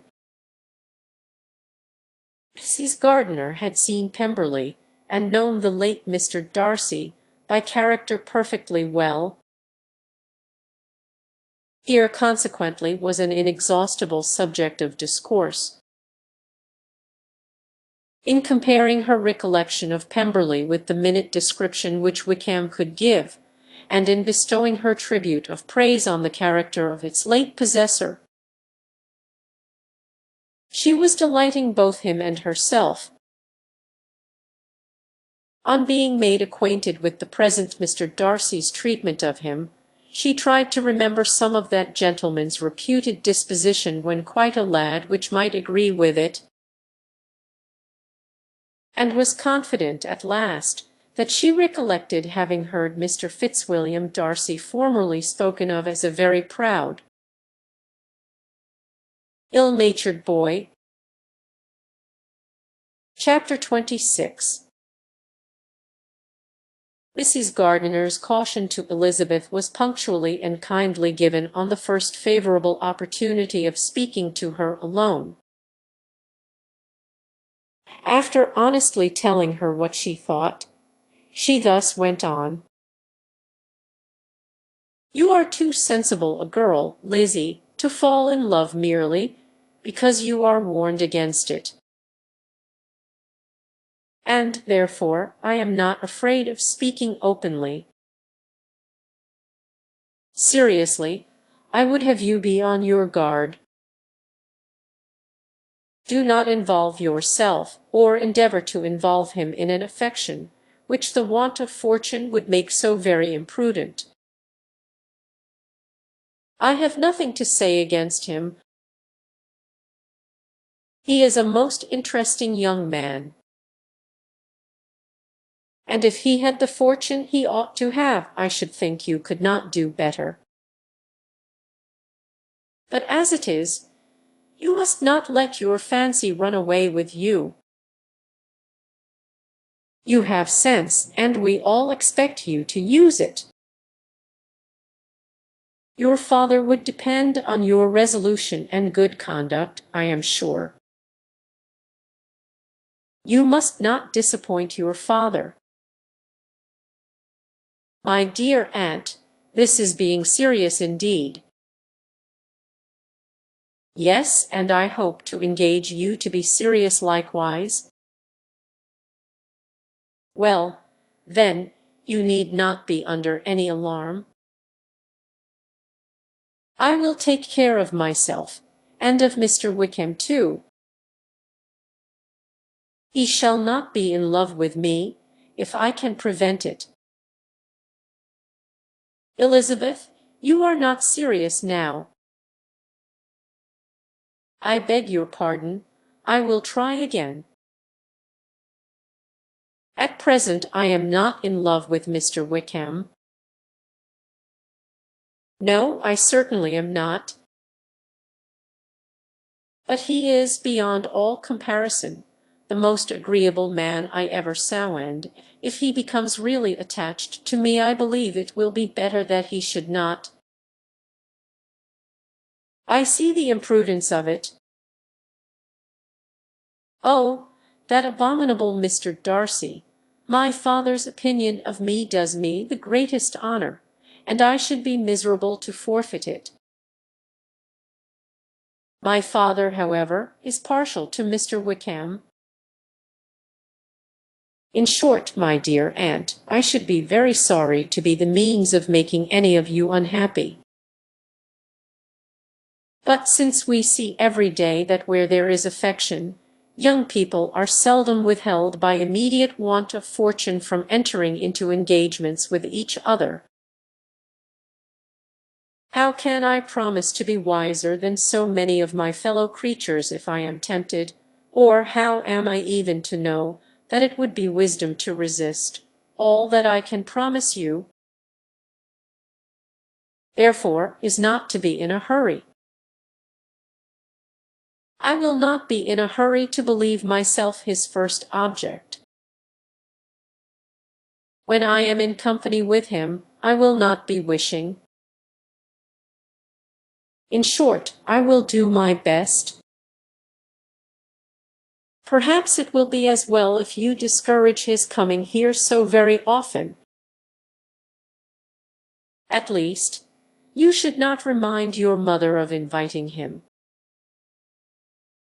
As I did the other day, said Elizabeth with a conscious smile. Very true. It will be wise in me to refrain from that. But do not imagine that he is always here so often. It is on your account that he has been so frequently invited this week. You know my mother's ideas as to the necessity of constant company for her friends. But really, and upon my honor, I will try to do what I think to be the wisest. And now I hope you are satisfied. Her aunt assured her that she was, and Elizabeth having thanked her for the kindness of her hints, they parted. A wonderful instance of advice being given on such a point, without being resented. Mr. Collins returned into Hertfordshire soon after it had been quitted by the Gardiners and Jane. But as he took up his abode with the Lucases, his arrival was no great inconvenience to Mrs. Bennet. His marriage was now fast approaching, and she was at length so far resigned as to think it inevitable, and even repeatedly to say, in an ill-natured tone, that she wished they might be happy. Thursday was to be the wedding day, and on Wednesday Miss Lucas paid her farewell visit. And when she rose to take leave, Elizabeth, ashamed of her mother's ungracious and reluctant good wishes, and sincerely affected herself, accompanied her out of the room. As they went downstairs together, Charlotte said, "I shall depend on hearing from you very often, Eliza." "That you certainly shall. And I have another favor to ask you. Will you come and see me? We shall often meet, I hope, in Hertfordshire. I am not likely to leave Kent for some time. Promise me, therefore, to come to Hunsford." Elizabeth could not refuse, though she foresaw little pleasure in the visit. "My father and Maria are coming to me in March," added Charlotte, "and I hope you will consent to be of the party." "Indeed, Eliza, you will be as welcome as either of them." The wedding took place. The bride and bridegroom set off for Kent from the church door, and everybody had as much to say or to hear on the subject as usual. Elizabeth soon heard from her friend, and their correspondence was as regular and frequent as it had ever been. That it should be equally unreserved was impossible. Elizabeth could never address her without feeling that all the comfort of intimacy was over, and though determined not to slacken as a correspondent, it was for the sake of what had been, rather than what was. Charlotte's first letters were received with a good deal of eagerness. There could not but be curiosity to know how she would speak of her new home, how she would like Lady Catherine, and how happy she would dare pronounce herself to be. Though, when the letters were read, Elizabeth felt that Charlotte expressed herself on every point exactly as she might have foreseen. She wrote cheerfully, seemed surrounded with comforts, and mentioned nothing which she could not praise. The house, furniture, neighbourhood, and roads were all to her taste, and Lady Catherine's behaviour was most friendly and obliging. It was Mr. Collins's picture of Hunsford and Rosings rationally softened, and Elizabeth perceived that she must wait for her own visit there to know the rest. Jane had already written a few lines to her sister to announce their safe arrival in London, and when she wrote again, Elizabeth hoped it would be in her power to say something of the Bingleys. Her impatience for this second letter was as well rewarded as impatience generally is. Jane had been a week in town without either seeing or hearing from Caroline. She accounted for it, however, by supposing that her last letter to her friend from Longbourn had by some accident been lost. "My aunt," she continued, "is going tomorrow into that part of the town, and I shall take the opportunity of calling in Grosvenor Street." She wrote again when the visit was paid, and she had seen Miss Bingley. "I did not think Caroline in spirits," were her words, "but she was very glad to see me, and reproached me for giving her no notice of my coming to London. I was right, therefore my last letter had never reached her. I inquired after their brother, of course. He was well, but so much engaged with Mr. Darcy that they scarcely ever saw him. I found that Miss Darcy was expected to dinner. I wish I could see her. My visit was not long, as Caroline and Mrs. Hurst were going out. I dare say I shall see them soon here. Elizabeth shook her head over this letter. It convinced her that accident only could discover to Mr. Bingley her sister's being in town.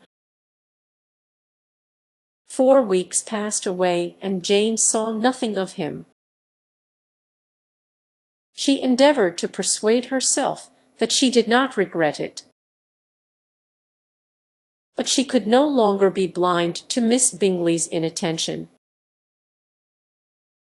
After waiting at home every morning for a fortnight, and inventing every evening a fresh excuse for her, the visitor did at last appear. But the shortness of her stay, and yet more, the alteration of her manner, would allow Jane to deceive herself no longer. The letter which she wrote on this occasion to her sister will prove what she felt. My dearest Lizzie will, I am sure, be incapable of triumphing in her better judgment at my expense, when I confess myself to have been entirely deceived in Miss Bingley's regard for me. But, my dear sister, though the event has proved you right, do not think me obstinate if I still assert that, considering what her behaviour was, my confidence was as natural as your suspicion. I do not at all comprehend her reason for wishing to be intimate with me. But if the same circumstances were to happen again, I am sure I should be deceived again. Caroline did not return my visit till yesterday. And not a note, not a line, did I receive in the meantime. When she did come, it was very evident that she had no pleasure in it. She made a slight, formal apology for not calling before, said not a word of wishing to see me again, and was in every respect so altered a creature that when she went away I was perfectly resolved to continue the acquaintance no longer. I pity, though I cannot help blaming her. She was very wrong in singling me out as she did. I can safely say that every advance to intimacy began on her side. But I pity her, because she must feel that she has been acting wrong, and because I am very sure that anxiety for her brother is the cause of it. I need not explain myself farther. And though we know this anxiety to be quite needless, yet if she feels it, it will easily account for her behaviour to me. And so deservedly dear as he is to his sister, whatever anxiety she must feel on his behalf is natural and amiable. I cannot but wonder, however, at her having any such fears now, because, if he had at all cared about me, we must have met long ago. He knows of my being in town, I am certain, from something she said herself. And yet it would seem, by her manner of talking, as if she wanted to persuade herself that he is really partial to Miss Darcy. I cannot understand it. If I were not afraid of judging harshly, I should be almost tempted to say that there is a strong appearance of duplicity in all this. But I will endeavor to banish every painful thought, and think only of what will make me happy: your affection, and the invariable kindness of my dear uncle and aunt. Let me hear from you very soon. Miss Bingley said something of his never returning to Netherfield again, of giving up the house, but not with any certainty. We had better not mention it. I am extremely glad that you have such pleasant accounts from our friends at Hunsford. Pray go to see them with Sir William and Maria. I am sure you will be very comfortable there. Yours, etc. This letter gave Elizabeth some pain, but her spirits returned as she considered that Jane would no longer be duped by the sister at least. All expectation from the brother was now absolutely over.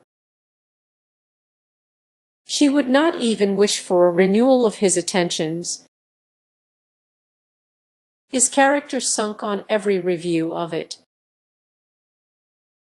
And as a punishment for him, as well as a possible advantage to Jane, she seriously hoped he might really soon marry Mr. Darcy's sister. As by Wickham's account, she would make him abundantly regret what he had thrown away. Mrs. Gardiner about this time reminded Elizabeth of her promise concerning that gentleman, and required information. And Elizabeth had such to send as might rather give contentment to her aunt than to herself. His apparent partiality had subsided, his attentions were over, he was the admirer of someone else.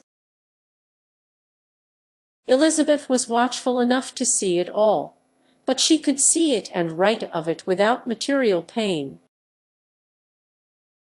Her heart had been but slightly touched, and her vanity was satisfied with believing that she would have been his only choice. Had fortune permitted it? The sudden acquisition of £10,000 was the most remarkable charm of the young lady to whom he was now rendering himself agreeable. But Elizabeth, less clear-sighted perhaps in this case than in Charlotte's, did not quarrel with him for his wish of independence. Nothing, on the contrary, could be more natural, and while able to suppose that it cost him a few struggles to relinquish her, she was ready to allow it a wise and desirable measure for both, and could very sincerely wish him happy. All this was acknowledged to Mrs. Gardiner, and after relating the circumstances, she thus went on: "I am now convinced, my dear aunt, that I have never been much in love, for had I really experienced that pure and elevating passion, I should at present detest his very name, and wish him all manner of evil. But my feelings are not only cordial towards him, they are even impartial towards Miss King. I cannot find out that I hate her at all, or that I am in the least unwilling to think her a very good sort of girl. There can be no love in all this. My watchfulness has been effectual, and though I certainly should be a more interesting object to all my acquaintances were I distractedly in love with him, I cannot say that I regret my comparative insignificance. Importance may sometimes be purchased too dearly. Kitty and Lydia take his defection much more to heart than I do. They are young in the ways of the world, and not yet open to the mortifying conviction that handsome young men must have something to live on as well as the plain. Chapter 27. With no greater events than these in the Longbourn family, and otherwise diversified by little beyond the walks to Meryton, sometimes dirty and sometimes cold, did January and February pass away. March was to take Elizabeth to Hunsford. She had not at first thought very seriously of going thither, but Charlotte, she soon found, was depending on the plan, and she gradually learned to consider it herself with greater pleasure, as well as greater certainty. Absence had increased her desire of seeing Charlotte again, and weakened her disgust of Mr. Collins. There was novelty in the scheme, and as with such a mother and such uncompanionable sisters, home could not be faultless. A little change was not unwelcome for its own sake. The journey would moreover give her a peep at Jane.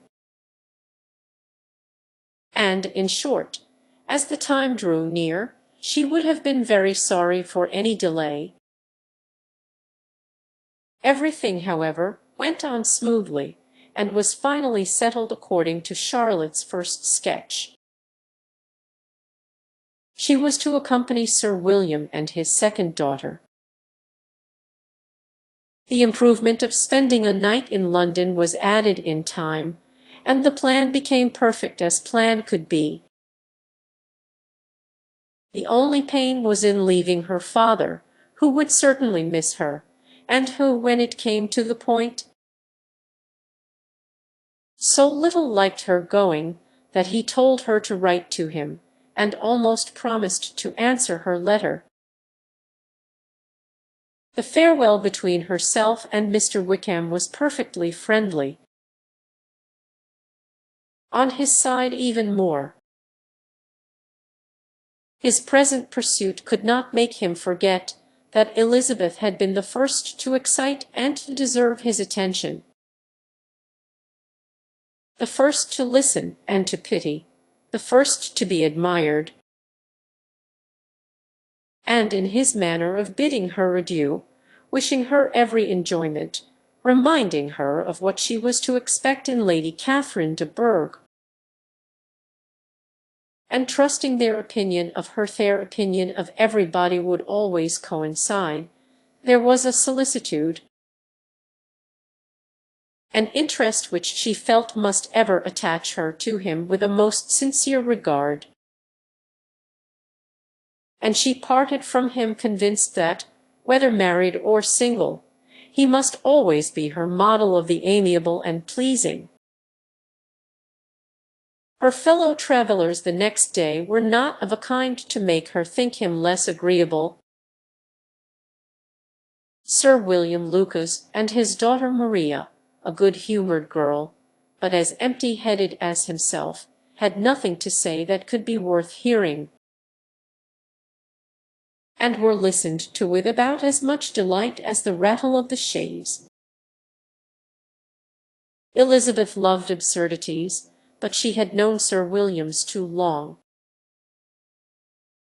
He could tell her nothing new of the wonders of his presentation and knighthood, and his civilities were worn out, like his information.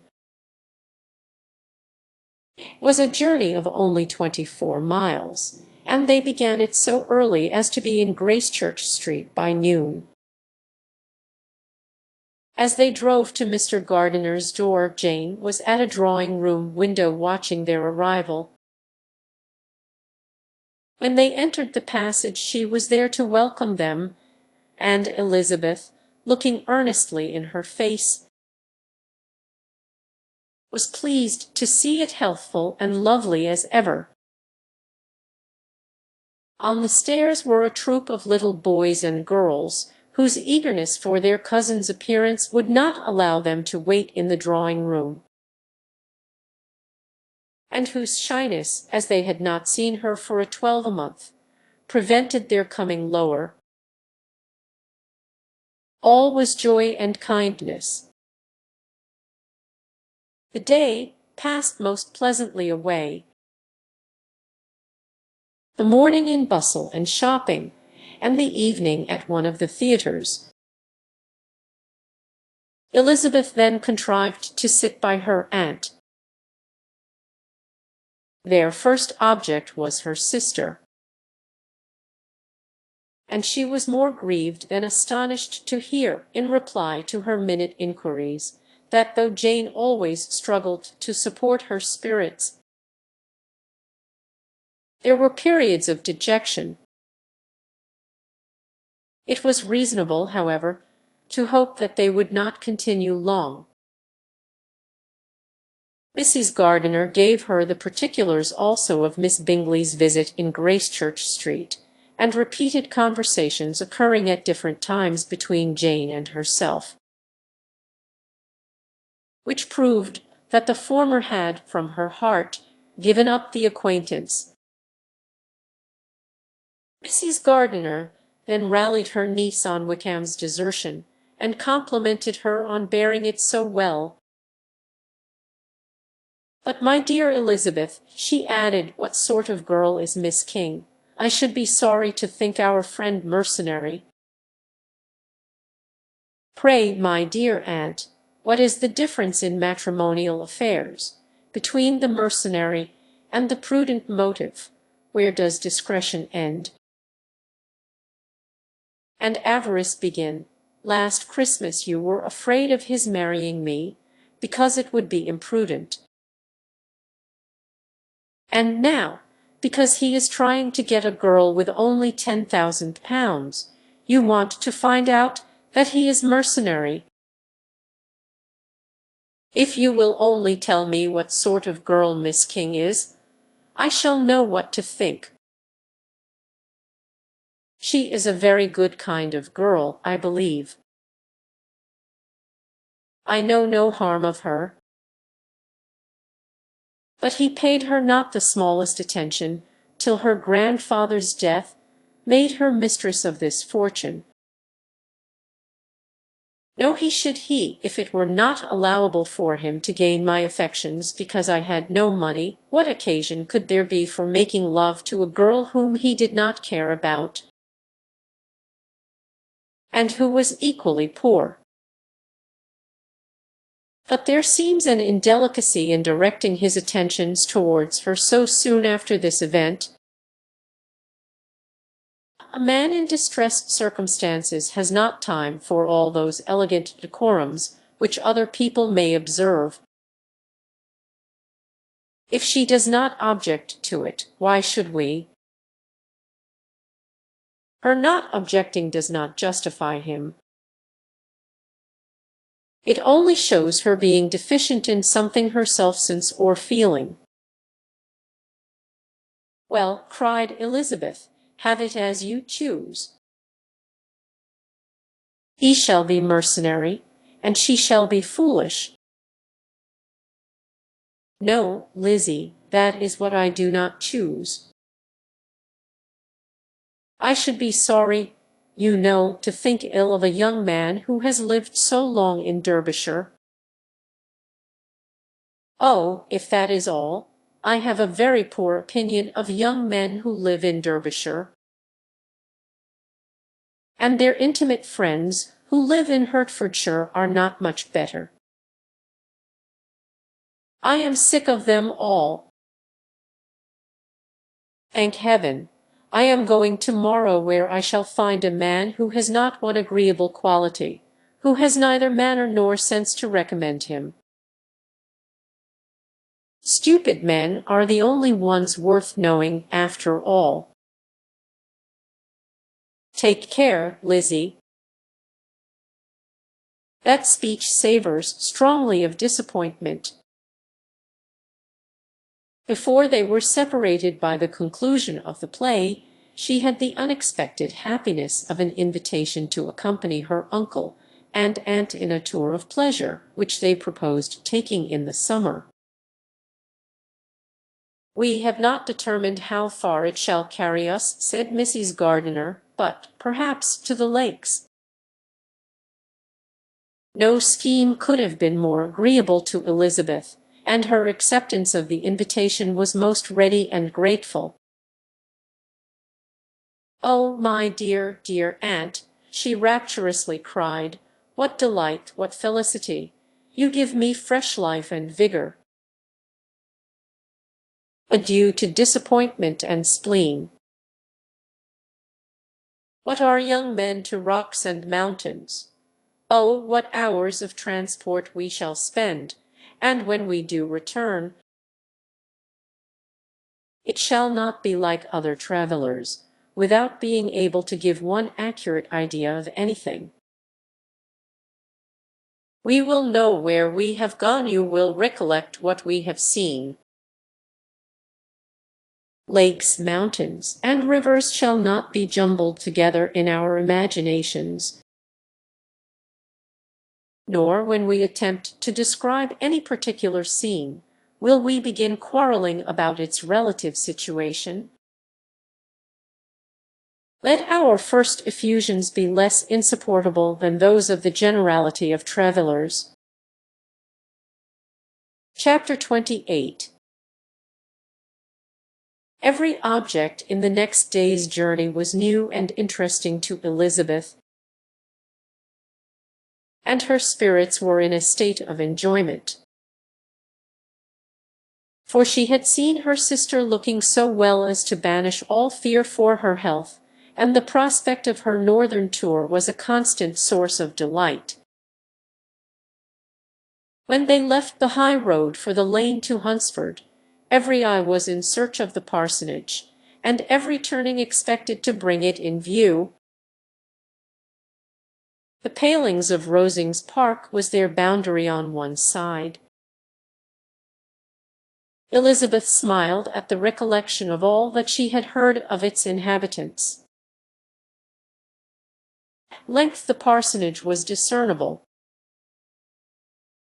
The garden sloping to the road, the house standing in it, the green pales, and the laurel hedge, everything declared they were arriving.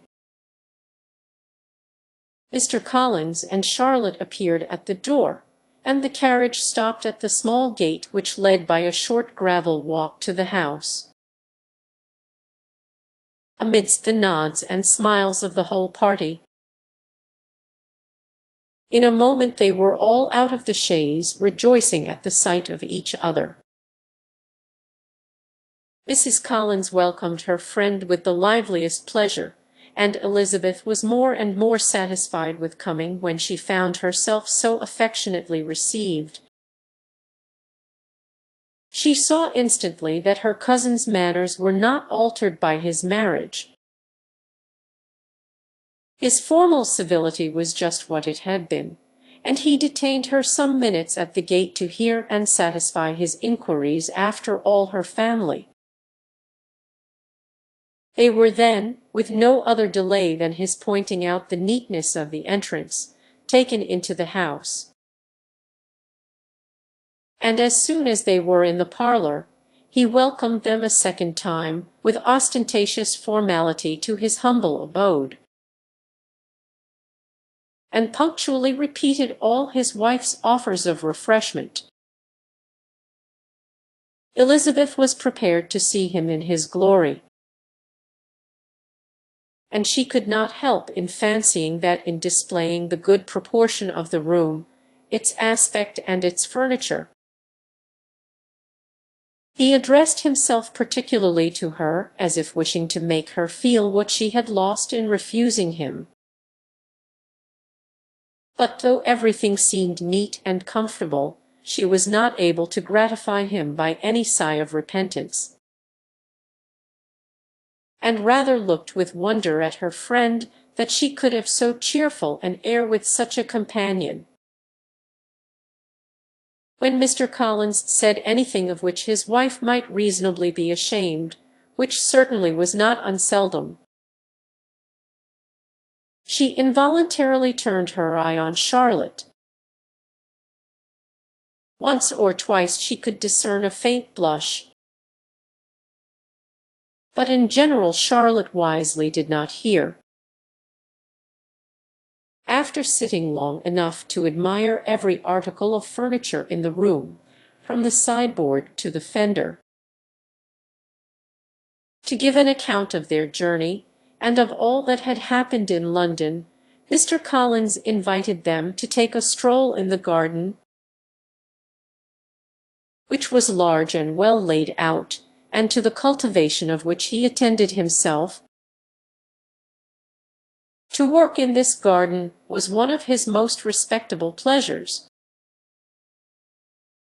and Elizabeth admired the command of countenance with which Charlotte talked of the healthfulness of the exercise, and owned she encouraged it as much as possible. Here, leading the way through every walk and cross-walk, and scarcely allowing them an interval to utter the praises he asked for, every view was pointed out with a minuteness which left beauty entirely behind. He could number the fields in every direction, and could tell how many trees there were in the most distant clump. But of all the views which his garden, or which the country or kingdom could boast, none were to be compared with the prospect of Rosings, afforded by an opening in the trees that bordered the park nearly opposite the front of his house. It was a handsome modern building, well situated on rising ground. From his garden, Mr. Collins would have led them round his 2 meadows, but the ladies, not having shoes to encounter the remains of a white frost, turned back, and while Sir William accompanied him, Charlotte took her sister and friend over the house, extremely well pleased, probably, to have the opportunity of showing it without her husband's help. It was rather small, but well built and convenient,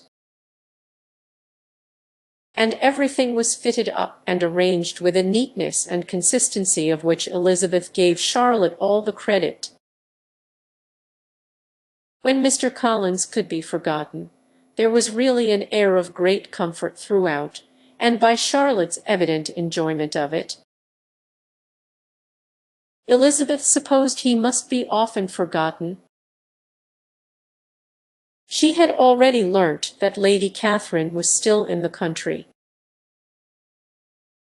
It was spoken of again while they were at dinner, when Mr. Collins, joining in, observed, "Yes, Miss Elizabeth, you will have the honour of seeing Lady Catherine de Bourgh on the ensuing Sunday at church, and I need not say you will be delighted with her.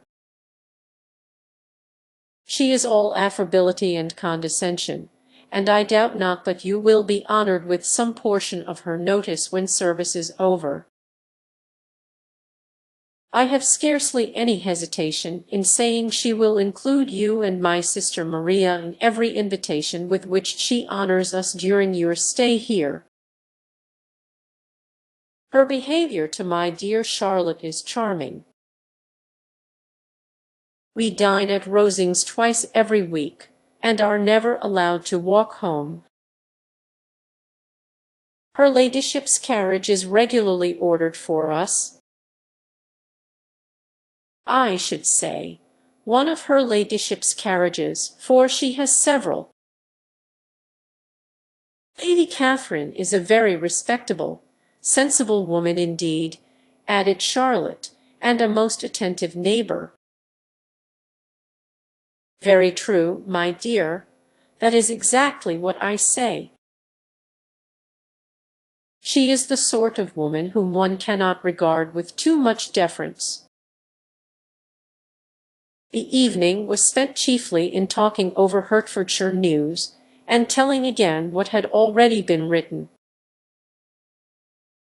And when it closed, Elizabeth, in the solitude of her chamber, had to meditate upon Charlotte's degree of contentment. To understand her address in guiding, and composure in bearing with, her husband, and to acknowledge that it was all done very well. She had also to anticipate how her visit would pass, the quiet tenor of their usual employments, the vexatious interruptions of Mr. Collins, and the gaieties of their intercourse with Rosings. A lively imagination soon settled it all.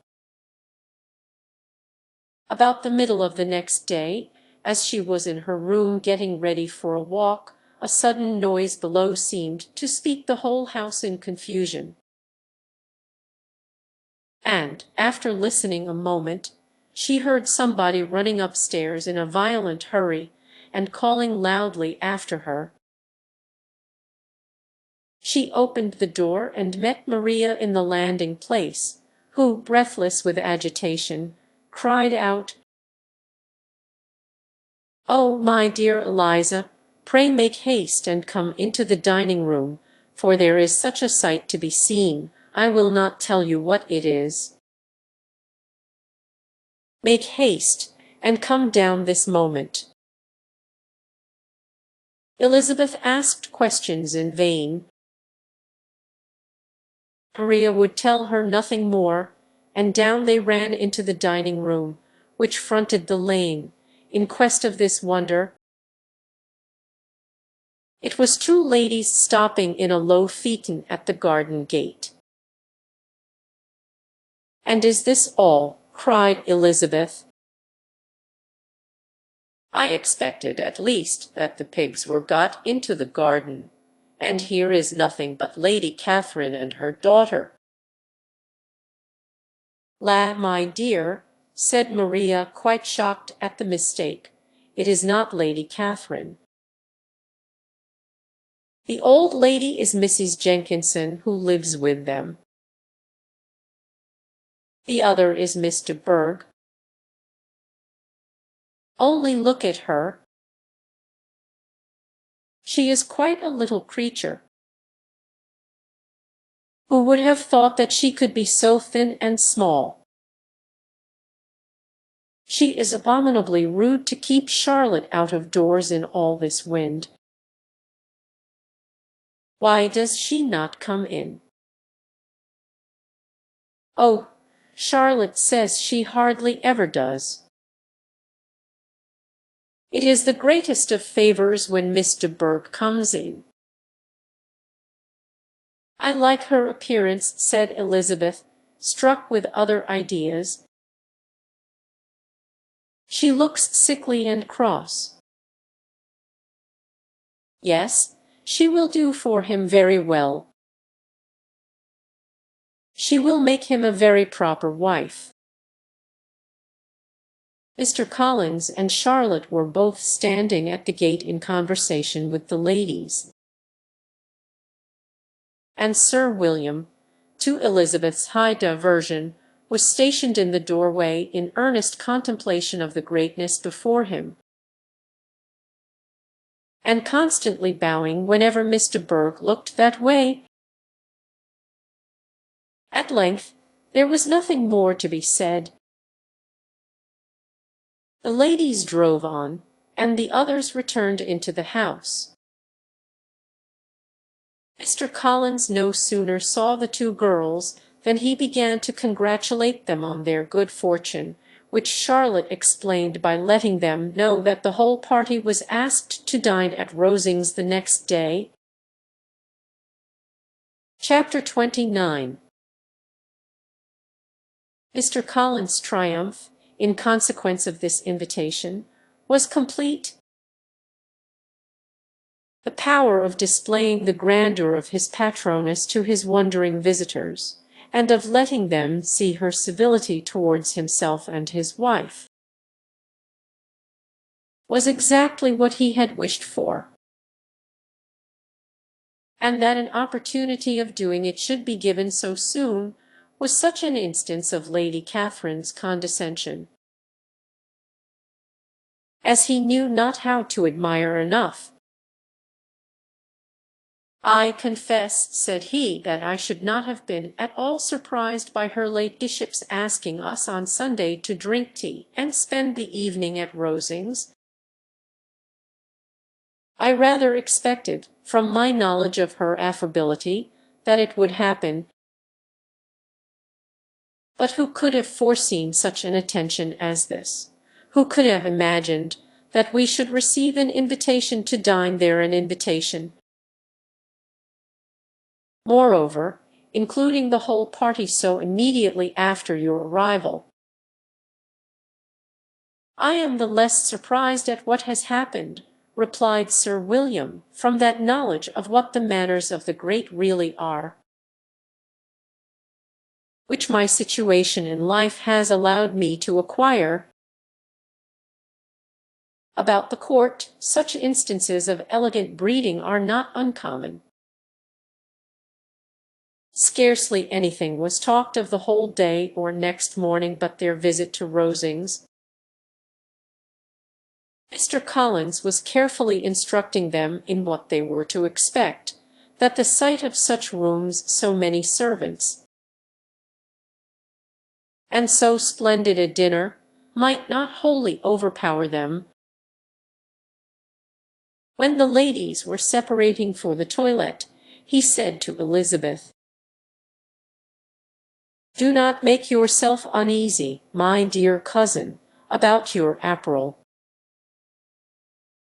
Lady Catherine is far from requiring that elegance of dress in us which becomes herself and her daughter.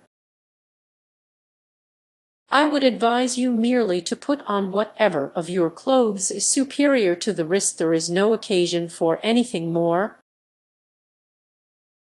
Lady Catherine will not think the worse of you for being simply dressed. She likes to have the distinction of rank preserved." While they were dressing, he came 2 or 3 times to their different doors, to recommend their being quick, as Lady Catherine very much objected to be kept waiting for her dinner. Such formidable accounts of her ladyship, and her manner of living, quite frightened Maria Lucas, who had been little used to company, and she looked forward to her introduction at Rosings with as much apprehension as her father had done to his presentation at St. James's. As the weather was fine, they had a pleasant walk of about half a mile across the park. Every park has its beauty and its prospects, and Elizabeth saw much to be pleased with, though she could not be in such raptures as Mr. Collins expected the scene to inspire, and was but slightly affected by his enumeration of the windows in front of the house, and his relation of what the glazing altogether had originally cost Sir Louis de Bourgh. When they ascended the steps to the hall, Maria's alarm was every moment increasing, and even Sir William did not look perfectly calm. Elizabeth's courage did not fail her.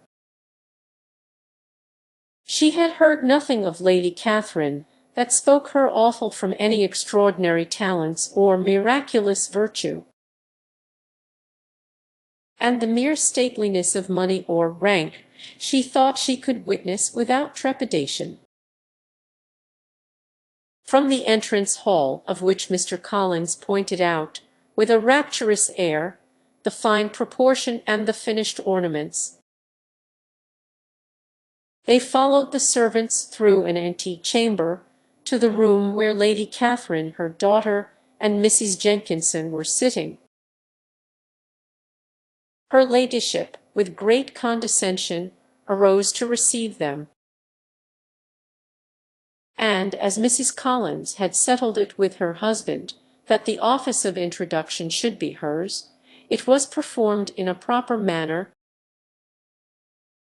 without any of those apologies and thanks which he would have thought necessary. In spite of having been at St. James's, Sir William was so completely awed by the grandeur surrounding him that he had but just courage enough to make a very low bow, and take his seat without saying a word. And his daughter, frightened almost out of her senses, sat on the edge of her chair, not knowing which way to look. Elizabeth found herself quite equal to the scene, and could observe the three ladies before her composedly.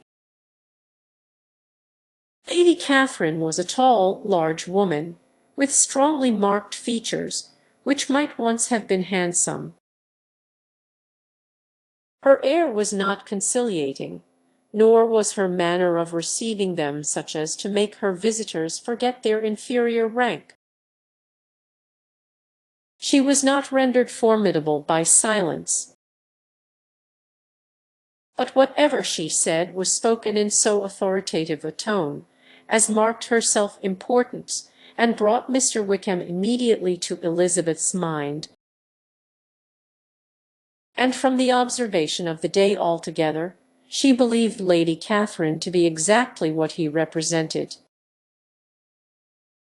When, after examining the mother, in whose countenance and deportment she soon found some resemblance of Mr. Darcy,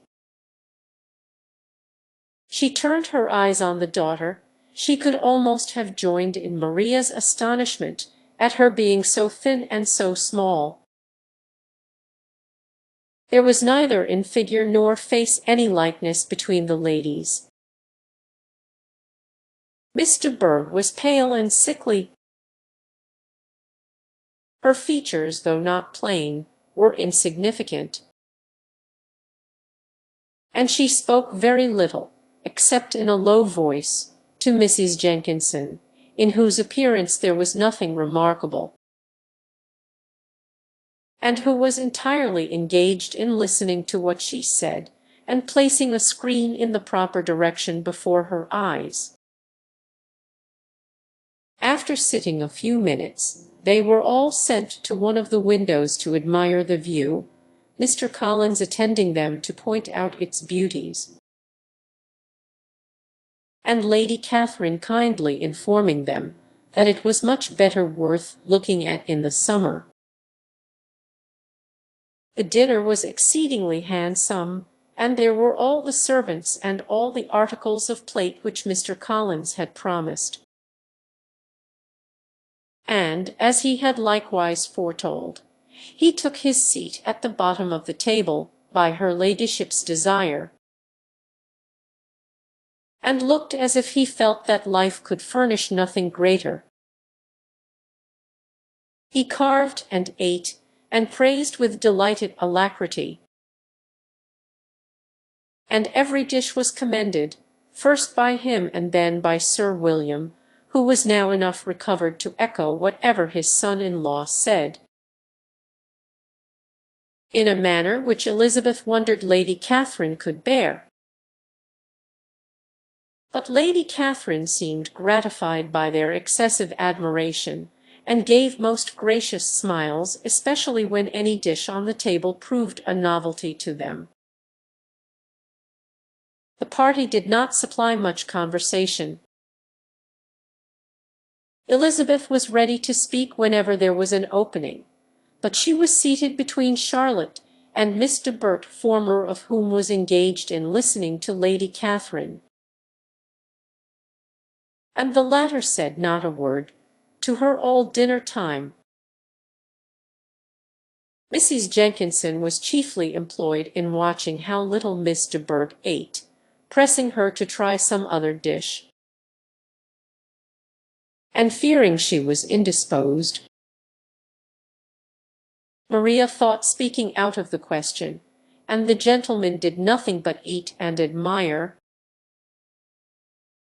When the ladies returned to the drawing-room, there was little to be done but to hear Lady Catherine talk, which she did without any intermission till coffee came in, delivering her opinion on every subject in so decisive a manner as proved that she was not used to have her judgment controverted. She inquired into Charlotte's domestic concerns familiarly and minutely, gave her a great deal of advice as to the management of them all, told her how everything ought to be regulated in so small a family as hers, and instructed her as to the care of her cows and her poultry.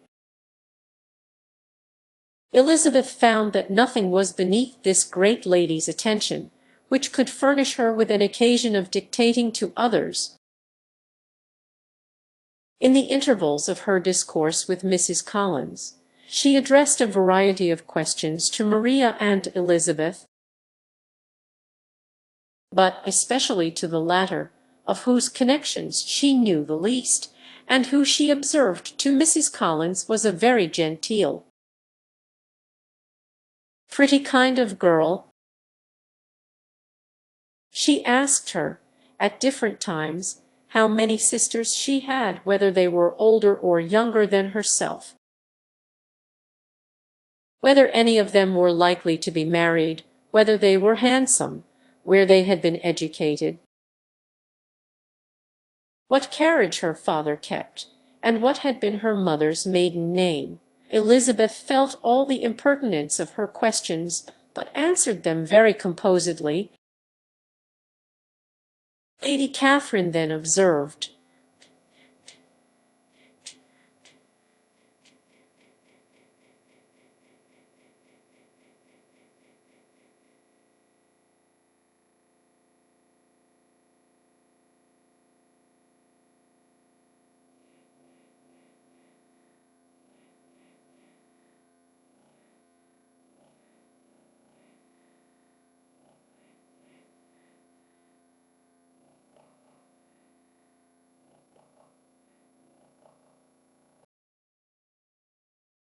"Your father's estate is entailed on Mr. Collins, I think.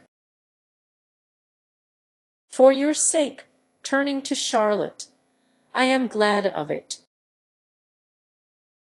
But otherwise I see no occasion for entailing estates from the female line. It was not thought necessary in Sir Louis de Bourgh's family. Do you play and sing, Miss Bennet?" "A little." "Oh, then some time or other we shall be happy to hear you. Our instrument is a capital one, probably superior to you shall try it some day. Do your sisters play and sing?" "One of them does." "Why did not you all learn? You ought all to have learned." "The Miss Webbs all play, and their father has not so good an income as yours." "Do you draw?" "No, not at all." "What, none of you?" "Not one." "That is very strange. But I suppose you had no opportunity?" "Your mother should have taken you to town every spring for the benefit of masters." "My mother would have had no objection, but my father hates London." "Has your governess left you?" "We never had any governess." "No governess? How was that possible? 5 daughters brought up at home without a governess? I never heard of such a thing." "Your mother must have been quite a slave to your education." Elizabeth could hardly help smiling as she assured her that had not been the case. "Then, who taught you? Who attended to you, without a governess? You must have been neglected." "Compared with some families, I believe we were." but such of us as wished to learn never wanted the means. We were always encouraged to read, and had all the masters that were necessary. Those who chose to be idle certainly might. I, no doubt. But that is what a governess will prevent, and if I had known your mother, I should have advised her most strenuously to engage one. I always say that nothing is to be done in education without steady and regular instruction, and nobody but a governess can give it. It is wonderful how many families I have been the means of supplying in that way. I am always glad to get a young person well placed out. 4 nieces of Mrs. Jenkinson are most delightfully situated through my means, and it was but the other day that I recommended another young person, who was merely accidentally mentioned to me, and the family are quite delighted with her. Mrs. Collins, did I tell you of Lady Metcalfe's calling yesterday to thank me? She finds Miss Pope a treasure. Lady Catherine, said she, you have given me a treasure. Are any of your younger sisters out, Miss Bennet? Yes, Mum, all. All, what, all 5 out at once? Very odd, and you only the second. The younger ones out before the elder ones are married. Your younger sisters must be very young. Yes, my youngest is not 16. Perhaps she is full young to be much in company. But really, Mum, I think it would be very hard upon younger sisters that they should not have their share of society and amusement, because the elder may not have the means or inclination to marry early. The last born has as good a right to the pleasures of youth as the first. And to be kept back on such a motive, I think it would not be very likely to promote sisterly affection or delicacy of mind. Upon my word, said her ladyship, you give your opinion very decidedly for so young a person. Pray, what is your age? With 3 younger sisters grown up, replied Elizabeth, smiling, your ladyship can hardly expect me to own it. Lady Catherine seemed quite astonished at not receiving a direct answer, and Elizabeth suspected herself to be the first creature who had ever dared to trifle with so much dignified impertinence. You cannot be more than 20, I am sure, therefore you need not conceal your age. I am not 21. When the gentlemen had joined them, and tea was over, the card tables were placed. Lady Catherine, Sir William, and Mr. and Mrs. Collins sat down to quadrille, and as Miss de Bourgh chose to play at Casino, the 2 girls had the honor of assisting Mrs. Jenkinson to make up her party. Their table was superlatively stupid. Scarcely a syllable was uttered that did not relate to the game, except when Mrs. Jenkinson expressed her fears of Miss de Bourgh's being too hot or too cold, or having too much or too little light. A great deal more passed at the other table. Lady Catherine was generally speaking stating the mistakes of the 3 others, or relating some anecdote of herself. Mr. Collins was employed in agreeing to everything her ladyship said, thanking her for every fish he won, and apologizing if he thought he won too many. Sir William did not say much. He was storing his memory with anecdotes and noble names. When Lady Catherine and her daughter had played as long as they chose, the tables were broken up. The carriage was offered to Mrs. Collins, gratefully accepted and immediately ordered. The party then gathered round the fire to hear Lady Catherine determine what weather they were to have on the morrow. From these instructions they were summoned by the arrival of the coach,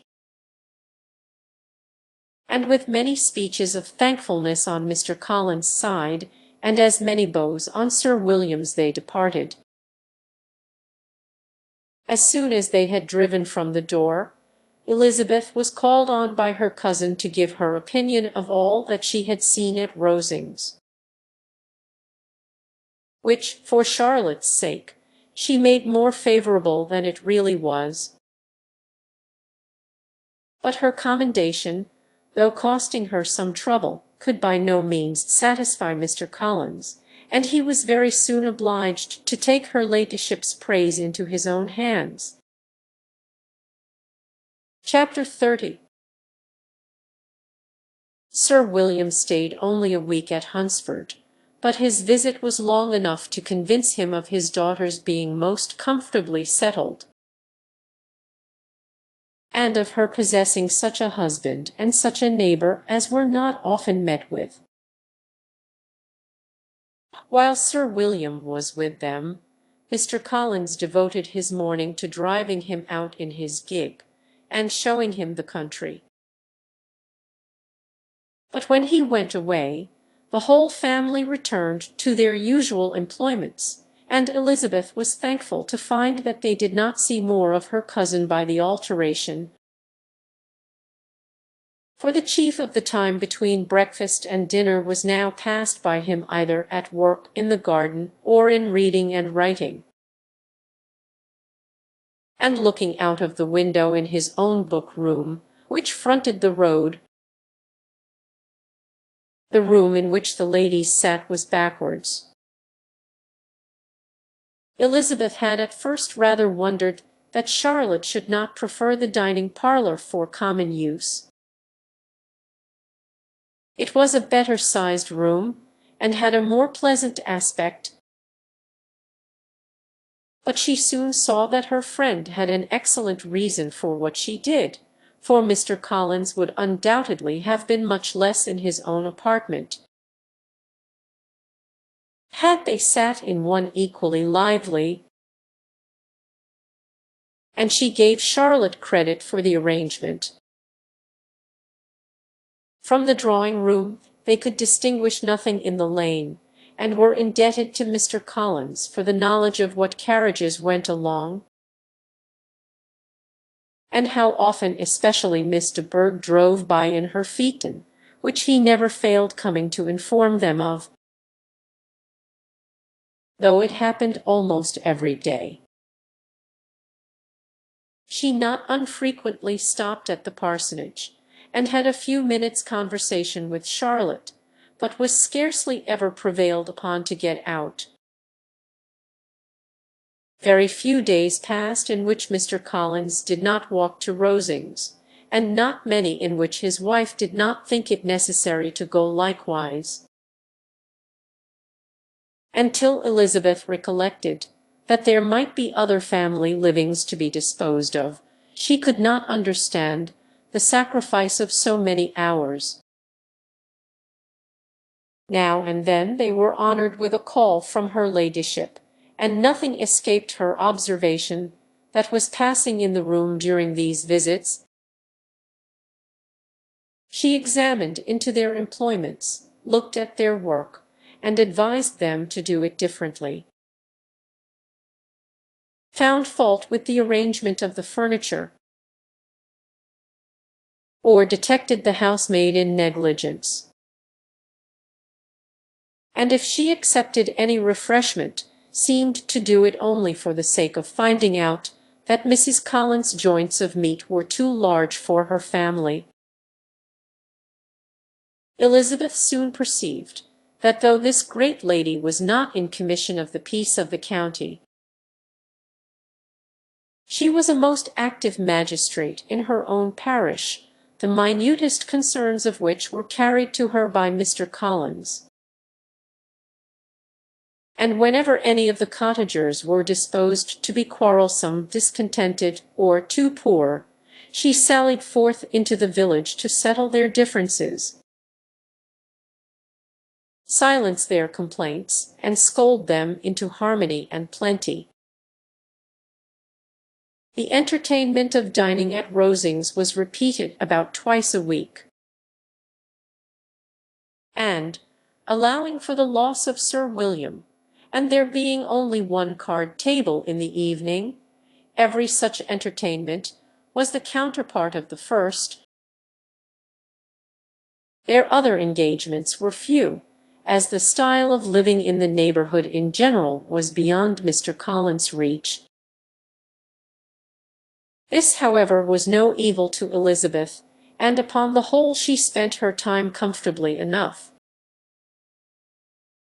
There were half-hours of pleasant conversation with Charlotte, and the weather was so fine for the time of year that she had often great enjoyment out of doors.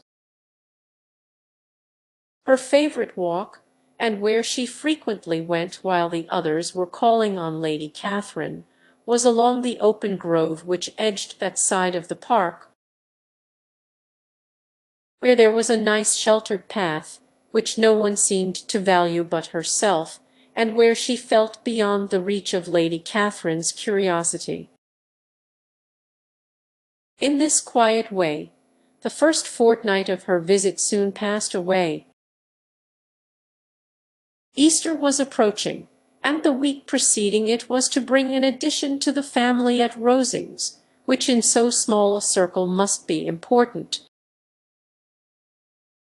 Elizabeth had heard soon after her arrival that Mr. Darcy was expected there in the course of a few weeks,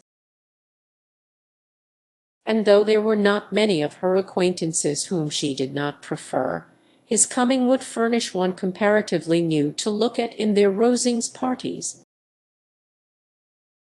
and she might be amused in seeing how hopeless Miss Bingley's designs on him were by his behaviour to his cousin, for whom he was evidently destined by Lady Catherine, who talked of his coming with the greatest satisfaction,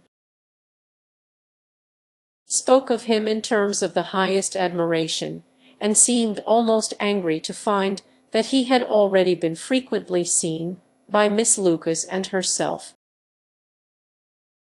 His arrival was soon known at the parsonage, for Mr. Collins was walking the whole morning within view of the lodges opening into Hunsford Lane, in order to have the earliest assurance of it, and after making his bow as the carriage turned into the park, hurried home with the great intelligence. On the following morning he hastened to Rosings to pay his respects. There were two nephews of Lady Catherine to require them, for Mr. Darcy had brought with him a Colonel Fitzwilliam, the younger son of his uncle Lord, and, to the great surprise of all the party, when Mr. Collins returned, the gentleman accompanied him. Charlotte had seen them from her husband's room, crossing the road, and immediately running into the other, told the girls what an honour they might expect, adding, "I may thank you, Eliza, for this piece of civility. Mr. Darcy would never have come so soon to wait upon me." Elizabeth had scarcely time to disclaim all right to the compliment, before their approach was announced by the door-bell, and shortly afterwards the three gentlemen entered the room. Colonel Fitzwilliam, who led the way, was about 30, not handsome, but in person and address most truly the gentleman. Mr. Darcy looked just as he had been used to look in Hertfordshire, paid his compliments, with his usual reserve, to Mrs. Collins, and whatever might be his feelings toward her friend, met her with every appearance of composure. Elizabeth merely curtsied to him without saying a word. Colonel Fitzwilliam entered into conversation directly with the readiness and ease of a well-bred man, and talked very pleasantly.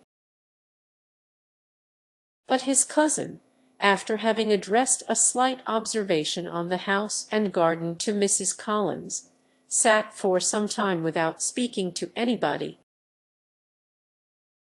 At length, however, his civility was so far awakened as to inquire of Elizabeth after the health of her family. She answered him in the usual way, and after a moment's pause, added, "My eldest sister has been in town these 3 months. Have you never happened to see her there?" She was perfectly sensible that he never had, but she wished to see whether he would betray any consciousness of what had passed between the Bingleys and Jane, and she thought he looked a little confused as he answered that he had never been so fortunate as to meet Miss Bennet. The subject was pursued no farther, and the gentleman soon afterwards went away,